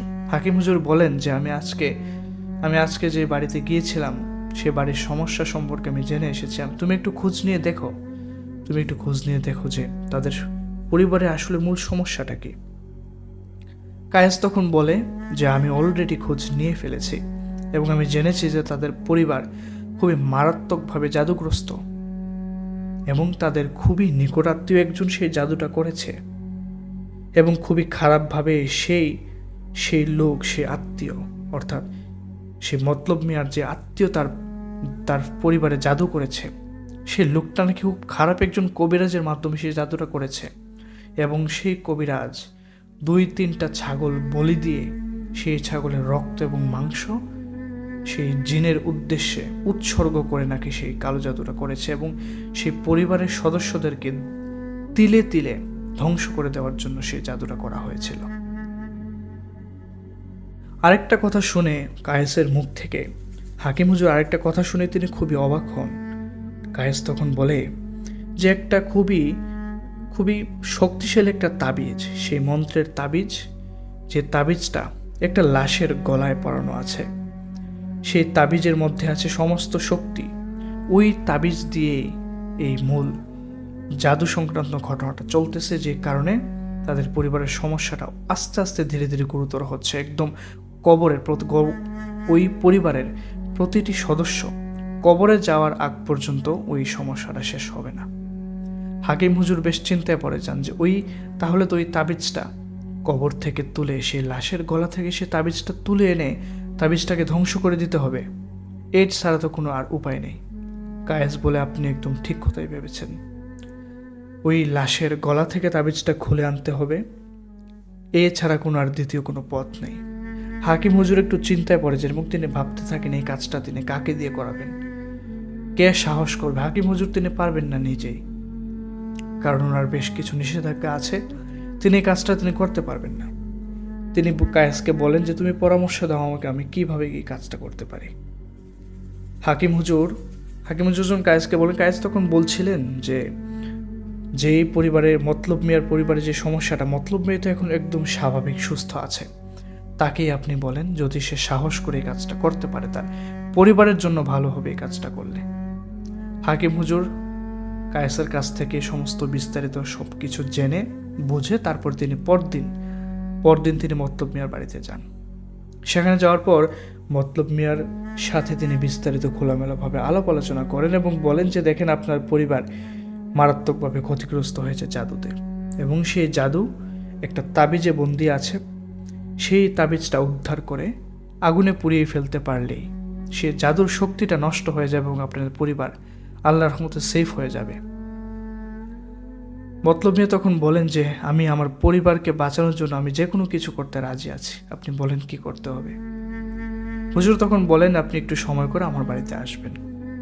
মতলব মিয়া পরদিন সময় করে তিনি হাকিম হুজুরের বাড়িতে যান। সেখানে যাওয়ার পর হুজুর কথাবার্তা বলেন এবং তিনি সম্পূর্ণ প্রসেসটা বলেন যে দেখেন, মতলব মিয়াকে তিনি তখন বলছিলেন যে একটা আপনাদের বাড়ির পাশের যে কবরস্থান, সেই কবরস্থানে একটা কবরে সদ্য একটা লাশের গলায় একটা তাবিজ ঝুলানো আছে। সে তাবিজটা সেখান থেকে বের করে আনতে হবে, এনে আমার কাছে দিবেন, আমি সেটাকে ধ্বংস করে দেব এবং আল্লাহর রহমতে আর কোনো সমস্যা হবে না। মতলব মিয়া তখন হাকিম হুজুরকে বলেন যে আমি কিভাবে এই কাজটা করব, আমার তো এখনই ভয় করতেছে এই কথাটা শুনে, আমার পক্ষে কি সম্ভব হবে? আমি একটা কবরস্থানে যাব, কবরস্থানে গিয়ে আমি কবর খুলে আমি লাশ দেখব, সেই লাশের গলা থেকে আমি কিভাবে আমি তাবিজ জানতে পারবো, আমি নিজে বুঝতে পারতেছি না। হাকিম হুজুর তখন বলেন যে ভয় পাবার কিছু নেই, আল্লাহ সাথে আছেন, আল্লাহ রহমত করবেন, আপনি আপনার পরিবারের জন্য এই কাজটা আপনাকে করতেই হবে। মতলব মিয়াকে কোনোভাবেই হাকিম হুজুর রাজি করাতে পারছিলেন না। তো বেশ অনেকক্ষণ পর বোঝানোর পর অবশেষে মতলব মিয়া রাজি হয়। হাকিম হুজুর তখন সমস্ত প্রসেস তিনি খুলে বলেন যে কিভাবে কি করতে হবে। হাকিম হুজুর বলেন যে দেখো, সেটা করতে হবে রাতের বেলা, দিনের বেলা এই কাজটা করা সম্ভব না, মানুষজন দেখবে, মানুষজন দেখলে বিভিন্ন নানান ধরনের কথাবার্তা তারা বলবে, এবং যেই কবরে লাশের গলায় সে তাবিজটা ঝোলানো আছে, সে কবরের আত্মীয়রা কিন্তু তোমাকে দিবে না এই কাজটা করতে, তারা কখনোই চাইবে না তুমি তাদের আত্মীয়ের সেই কবরটা খোঁড়ো। হাকিম হুজুর তখন বলেন যে সেটা রাতের বেলা একা করতে হবে তোমাকে, সাহস নিয়ে, কিচ্ছু হবে না তোমার। হাকিম হুজুর বারবার বলছেন তোমার কেউ কোনো ক্ষতি করতে পারবে না, শুধু নিজের মনের ভেতর সাহস রেখে কাজটা তুমি করো, আর কিচ্ছু হবে না। হাকিম হুজুর একটা তারিখ দেন যে এই তারিখে সে কাজটা করতে হবে। হাকিম হুজুর তখন মতলব মিয়াকে বেশ কিছু আমল শিখিয়ে দেন, বেশ কিছু দোয়া দরুদ তিনি শিখিয়ে দেন, নিজের শরীরকে কিভাবে সেফ রাখতে হবে, নিজের সাহস কিভাবে ধরে রাখতে হবে, সেই প্রসেসগুলো তিনি শিখিয়ে দেন। হাকিম হুজুর বলেন আমি আপনার সাথেই থাকবো, আমি আপনার কাছাকাছি থাকবো, আপনার ইনশাল্লাহ ভয় পাওয়ার কিছু নেই, আপনি কাজটা করেন, আপনার ফ্যামিলির জন্য ভালো হবে, নাহলে আপনার পরিবারের কোনো সদস্যকে আপনি বাঁচাতে পারবেন না। খুবই খারাপভাবে সেই তাবিজ দিয়ে খুবই খারাপভাবে শয়তানকে উৎসর্গ করে, বিভিন্ন ধরনের ভোগ উৎসর্গ করে সে জাদুটা করা হয়েছে, এবং খুবই শক্তিশালী জাদু সেটা। সে তাবিজটাকে নষ্ট করতে পারলেই জাদুর শক্তি নষ্ট হয়ে যাবে। মতলব মিয়াকে সব কিছু বুঝিয়ে দেন তিনি, এবং ওই তারিখ মতো হাকিম হুজুর মতলব মিয়াকে নিয়ে সে কবরস্থানের পাশাপাশি যান। কবরস্থানে গেট বরাবর দাঁড়িয়ে থাকেন হাকিম হুজুর। তিনি সেখানে কায়েসকে মনে মনে স্মরণ করেন। কায়েস তখন আশেপাশে ঘুরঘুর করছিল। কায়েসকে বলেন যে তুমি আমার সাথেই থাকো, মতলব মিয়াকে আমি ভেতরে পাঠালে তার যদি কোনো সমস্যা হয় তুমি একটু দেখো, তাকে সেভ করে রেখো তুমি। কায়েস বলে যে ঠিক আছে, আমি এখানেই আছি, তার কোনো সমস্যা হবে না ইনশাআল্লাহ। মতলব মিয়াকে সব কিছু বুঝিয়ে দিয়ে সেখানে দাঁড়িয়ে থাকেন গেট বরাবর হাকিম হুজুর। রাত তখন প্রায় 11টার কাছাকাছি। গ্রামের রাস্তা, মানুষজন এমনিতেই সন্ধ্যার পর চলাচল খুব কমিয়ে দেয়, এত রাতে কোনো মানুষজন সেখান দিয়ে চলাচল করছিল না। একটু চাঁদের আলো ছিল, যে কারণে চারপাশটা মোটামুটি স্পষ্ট বোঝা যাচ্ছিল। মতলব মিয়া তার নিজের শরীর বন্ধ করে নেয় হুজুরের দেয়া সেই পদ্ধতিতে। যে আস্তে আস্তে সে একটা খুন্তি, যে খুন্তি ছিল ছোট খুন্তি, সেই খুন্তি দিয়ে মাটি করতে হয়, সে খুন্তি নিয়ে হুজুরের দেখানো সেই কবর বরাবর সে হাঁটতে থাকে। নিজের মনে সাহস ছিল, নিজের মনে তার সাহস ছিল, সে হাঁটতে থাকে সে কবরের দিকে যাওয়ার পর কবরের মাথা বরাবর সে মাটি খুঁড়তে থাকে। কিছুক্ষণ মাটি খোঁড়ার পর সে কবরের বিছানো সে বাঁশগুলো দেখতে পায়। তারপর সে বাঁশের চালাগুলো সে সরাতে থাকে আস্তে আস্তে। চাঁদের আলো আজ অল্প হলেও পড়তেছিল কবরস্থানের ভিতরে, যে কারণে একটু দেখা যাচ্ছিল। সাথে কিন্তু কোনো আলো, টর্চ লাইট, মোবাইল সেটা নেওয়ার নিয়ম ছিল না, যে কারণে তাকে যতটুকু দেখা যায় অন্ধকারের মধ্যে চাঁদের আলো, ততটুকুই তাকে করতে হবে। মতলব মিয়া বাঁশের চাইগুলো সরানোর পর যেটা দেখতে পায় যে কাফনে মোড়ানো একটা লাশ একদম পচা দুর্গন্ধ ছাড়তেছে সেখান থেকে। লাশের অবস্থা হয়তো এতদিনে যেদিন খারাপ হয়ে যাওয়ার কথা, কিন্তু কাফনের কাপড় একদম স্বাভাবিক আছে, কিন্তু পচা দুর্গন্ধ সে সহ্য করতে পারতেছে না। সে সাথে সাথে তার প্যান্টের পকেট থেকে কাপড়ের টুকরা বের করে, যেটা হাকিম হুজুর আগেই বলে দিয়েছিলেন, সেই কাপড়ের টুকরা বের করে সে তার মুখের মধ্যে সে পেঁচিয়ে নেয়, নাকে যেন দুর্গন্ধটা না লাগে। এবং সে হাতটা প্রবেশ করায় ভেতরের দিকে। কাফনের কাপড়ের মাথার অংশটা যে বান দেওয়া থাকে সেটা তো খোলা ছিল, গিট দেওয়া থাকে সেটা খোলা ছিল। সে আস্তে করে সাহস নিয়ে সে ওই কবরের ওই লাশের মুখের উপর থেকে সে কাফনের কাপড়টা সরায়। দুই ভাঁজ করে 4 ভাঁজ সে কাপড় সরায়। সরানোর পর সে ফেসটা দেখতে পায়। চেনে না, এই লোকটাকে সে চেনে না। গলায় একটা তাবিজ ঝোলানো, সে তাবিজটা সে কিভাবে এখন বের করবে?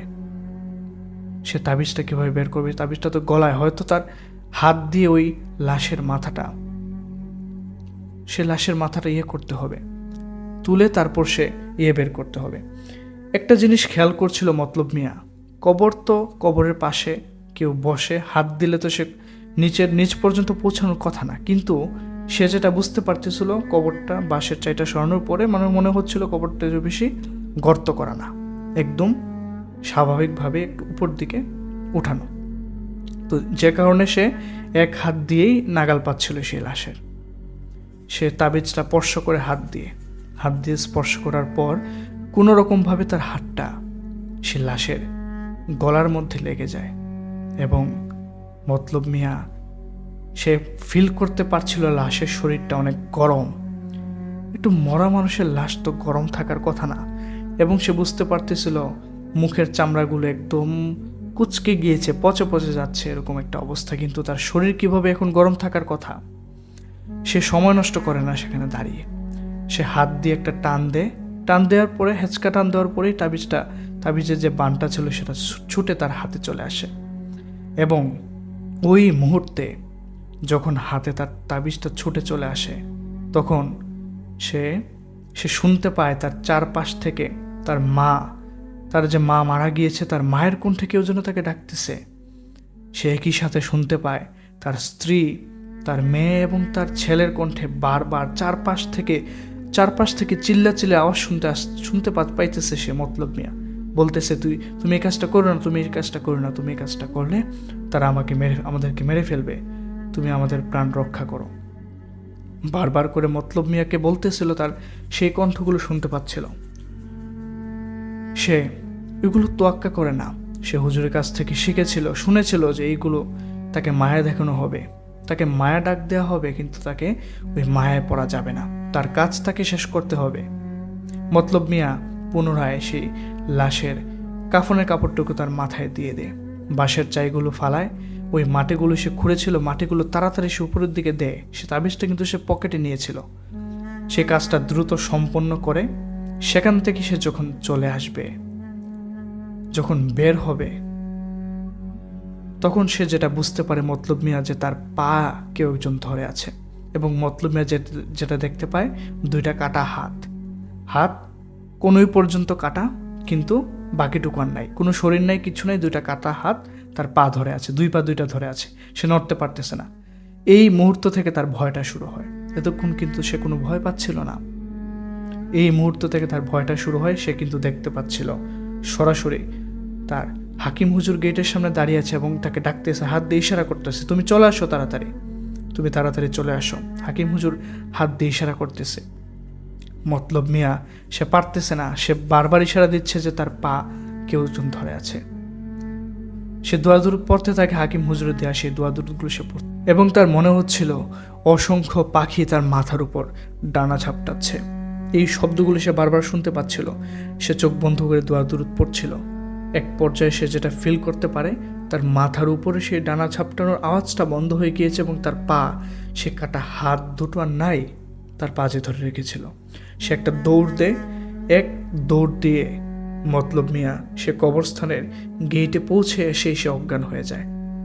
হাকিম হুজুর ধরাধরি করে সেই গেট থেকে তাকে রাস্তায় নিয়ে আসে এবং তার জ্ঞান ফিরে। যখন তার জ্ঞান ফিরে দেখে যে হাকিম হুজুর তার পাশে দাঁড়িয়ে আছে, সে তাবিজটুকু সে পকেট থেকে বের করে হাকিম হুজুরের হাতে দিয়ে দেয় এবং দুইজন হাঁটতে হাঁটতে চলে আসে হাকিম হুজুর তার বাড়িতে। হাকিম হুজুর বলেন, তুমি খুবই সাহস নিয়ে কাজটা করতে পারছো তোমার ফ্যামিলির জন্য, তোমার ফ্যামিলিকে তুমি এখন বাঁচাতে পারবে আল্লাহর রহমতে, আর কোনো ধরনের সমস্যা হবে না। হাকিম হুজুর তখন তিনি বের হয়ে যান রুম থেকে এবং তিনি বলেন মতলব মিয়াকে তিনি যেন রুমে বসে থাকেন। হাকিম হুজুর আর দেরি করলেন না, তিনি সাথে সাথে কায়েস তো সাথেই ছিল, কায়েসকে নিয়ে তিনি সাথে সাথে উঠানে চলে আসেন। আগে থেকেই লাকড়ি কুটো ছিল একটা মাটির পায়লাতে, সে মাটির পাতিলে লাকড়ি কুটো ছিল, সেখানে তিনি তাবিজটা ছেড়ে তিনি সাথে সাথে আগুন লাগিয়ে দেন। তো বেশ অনেকক্ষণ পোড়ার পর সে আগুনটা নিভে আসে। তারপর তিনি বুঝতে পারেন যে শেষ, এই তাবিজের ক্ষমতা হয়তো শেষ, হয়তো আল্লাহর রহমতে জাদুটা হয়তো নষ্ট হয়েছে। হাকিম হুজুর তখন রুমে চলে আসেন এবং কায়েসকে বলেন যে তুমি খোঁজখবর নিয়ে দেখো যে সমস্যাটা শেষ হয়েছে কিনা। মতলব মিয়াকে হাকিম হুজুর বলেন যে আল্লাহর রহমতে আর কোনো সমস্যা হবে না, তুমি সকাল হলে বাড়িতে চলে যাও, তোমার ওয়াইফ এবং তোমার যে সন্তানরা আছে তাদেরকে ডাক্তারের চিকিৎসা দিয়ে তুমি আশা করি সুস্থ হয়ে যাবে তারা। তো বাড়িতে আসার পর মতলব মিয়া দেখে যে তার ছেলে মেয়ে এমনকি তার ওয়াইফ তারা খুবই চিন্তিত ছিল যে তুমি কোথায় গিয়েছিলে রাতের বেলা, তুমি বাড়িতে ফিরোনি কেন, তারা খুবই চিন্তিত তার জন্য। এবং তার ওয়াইফ খুবই চিন্তায় কান্নাকাটি করতেছিল বাড়িতে এবং তিনি নাকি আশঙ্কা করতেছিল তার ছেলে মেয়ের সাথে যা হয়েছে তোমার মানে মতলব মেয়ের সাথেও সেটা হয়েছে কিনা। এই চিন্তায় নাকি সে সারা রাত ঘুমাতে পারেনি, তার ছেলেমেয়েরাও ঘুমায় নাই। তো পরবর্তীতে মতলব মিয়া আস্তে আস্তে স্বাভাবিক হয় এবং তার পরিবারের অন্যান্য সদস্যরা যে সমস্যাটা ছিল, অসুস্থ ছিল, আস্তে আস্তে তারা ঠিক হয়ে যায় এবং মতলব মিয়া যেটা বোঝে যে সপ্তাহখানেকের মধ্যেই তার পরিবার একদম স্বাভাবিক হয়ে ওঠে এবং যে সমস্যাটা তারা ফেস করছিল এরকম ভয়ানক স্বপ্ন দেখা এবং তাদের ছেলে মেয়েদের সাথে এরকম অদ্ভুত ঘটনা ঘটা, সেটা আল্লাহর রহমতে বন্ধ হয়ে গিয়েছে। হাকিম হুজুরও বলে দিয়েছিলেন তাদেরকে যেন চিকিৎসা করানো হয়। তো পরবর্তীতে মতলব মিয়া তার সন্তানদের চিকিৎসা করায় সেই গ্রামের ফার্মেসির সে ডাক্তারদের গ্রাম্য চিকিৎসকের কাছ থেকে।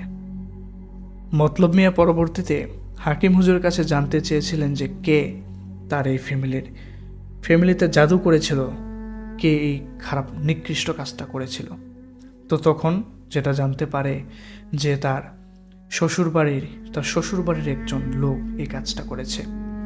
কেন করেছে সে সেটা জানতে পারে না। তার শ্বশুরবাড়ির সেই লোক তার সপরিবার সহ সে নাকি বিদেশ চলে গিয়েছে, সৌদি আরব থাকে সে, তার বউ বাচ্চা সহ সে সেখানে নিয়ে গিয়েছে। তো কোনোভাবেই আর সে যোগাযোগ করতে পারে না ওই লোকের সাথে, পরিচিত হলে কি হবে, তার সাথে কোনো যোগাযোগ হয়নি আর এবং জানতেও পারেনি।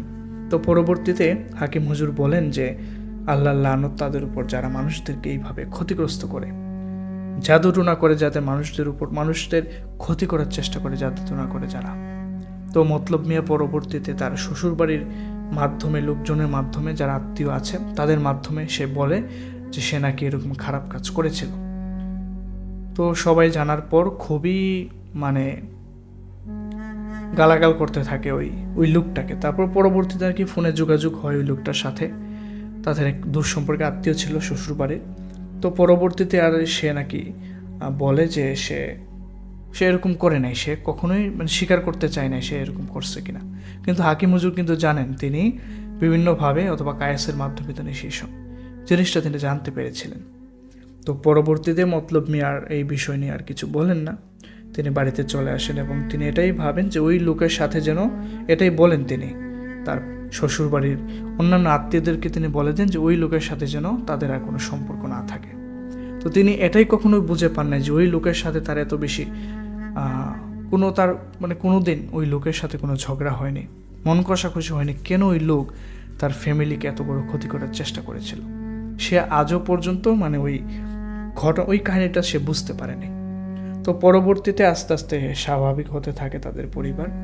তো এই ছিল নাজমুল ভাইয়ের পাঠানো সেই ঘটনা। নাজমুল ভাইয়ের সেই পরিবারের সাথে এই ঘটনাটা ঘটে, তার চাচার সাথে। তো তিনি এই সমস্ত ঘটনা তিনি তার চাচার কাছ থেকে শুনেছেন যতটুকু, আর বাকিটা তো হাকিম হুজুরের কাছ থেকে তিনি শুনেছেন। দুজনের কাছ থেকেই তিনি সেই ঘটনাটা শুনেছেন এবং তিনি পাঠিয়েছেন। তো অসংখ্য ধন্যবাদ নাজমুল হাসান ভাই আপনার সেই ঘটনার জন্য। তো এই ছিল আজকের ঘটনা, আশা করি আপনাদের ভালো লেগেছে। সবাই ভালো থাকবেন, সুস্থ থাকবেন। বিদায় নিচ্ছি আজকের পর্ব থেকে। আল্লাহ হাফেজ।